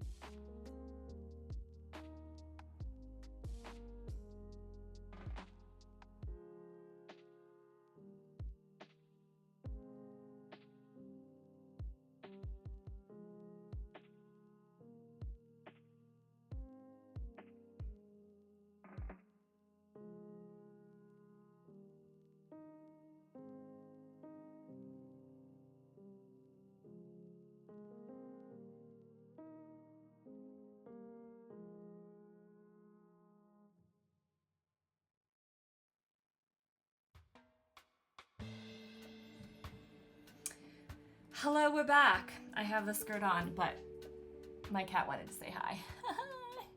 All right, Isis. Shoo shoo. All right. I'm sneaking so that I can give you the grand reveal. I gotta get my stool out. Stop focusing. All right, now we gotta turn off this whole center stage business. Here it is. I'm gonna just safety pin this spot for now because I have yet to obviously attach a clasp here. So we're just gonna safety pin it so that it stays in place. This is very nerve-wracking. Thank you. All right, here, get on there. All right, let's do the full skirt view. Ha-ha! I love it, it's so swishy. It has pockets. Ha! I think it came out really good. I like this. The pocket's doing something kind of funky though, so maybe if I think I need to like secure, so what's happening is that the pocket bag is like, I just made that really dramatic, but it's sneaking back a little bit. I think I need to somehow secure it forward so that the pocket lies flat. This one's looking fine though. I love it. Here's the back. I think the back detail is really cute. I can't see if I'm in the camera or not, but I love all the top stitching detailing. And it's so swishy and fun, and I can't wait to wear it with boots. All right, back to the center stage thing. I'm gonna pull my chair up. All right, I might just stop there for today. Excuse me, dog. My dog's in the way. There we go. I'm feeling tired. So maybe that's where we stop for today. I think I've yet to decide on a project for next week's Tuesday sewing feature. So I will update that. I might finish my wearable mock-up of this pattern that I have going in this really beautiful fabric. I meant to finish this for a vacation in March and I didn't. Now it's almost fall. Now it's September, but it's gonna just be like a wearable mock-up so that I can see if I actually like the pattern, and if I do, I'm gonna make something else in it. But it is really cute. It has like this skirt and then like a wrap top that ties, and I do want to make a sleeveless version as well, but that's for another day. Yeah, I might do that next Tuesday. But this Thursday is going to be the debut of the Dream Stream. Oh my gosh, you could see my kitty on the couch and my black cat who was pouncing on her. Oh, I don't have a pet cam on this one. Oh well. So, Dream Stream. I think this Dream Stream I'm going to talk about the conference that I was just at, and it should be pretty cool. It was a conference on like feminine archetypes and the feminine creative and how powerful that is. Though I also do want to talk specifically about dreams, because it is the Dream Stream, as Anna helped me name it last time I was streaming. And so I'll talk a little bit about my conference, and then I'm also going to talk a little bit about dream interpretation and how not to go about that from a psychological perspective. And I think it's going to be really fun. That's just going to be chatting. Maybe I'll bring some embroidery or something, but yeah, that's going to be Thursday afternoon. And then the week after that, I will be doing both of these two streams, the Tuesday sewing stream, the Thursday dream stream, and then Thursday night, the 11th, is going to be the debut of Sewing After Dark. And I said this earlier, but my fabulous friend Kirsten, who I work with, is going to be my guest on that Thursday night. We're just going to get goofy and sew stuff and chat with people, and it's going to be great. Sewing After Dark. My intention with that was I don't usually sew in the evening because I get really loopy and I start making mistakes, but I think that would actually be pretty funny. So that's what's going to happen. All right. Bye for now, my friends. Thank you so much. Scottish Mind Games. It was wonderful playing mind games with you. It's been real. Catch you soon. Ciao. Okay, I lied. Where's my button? Ciao.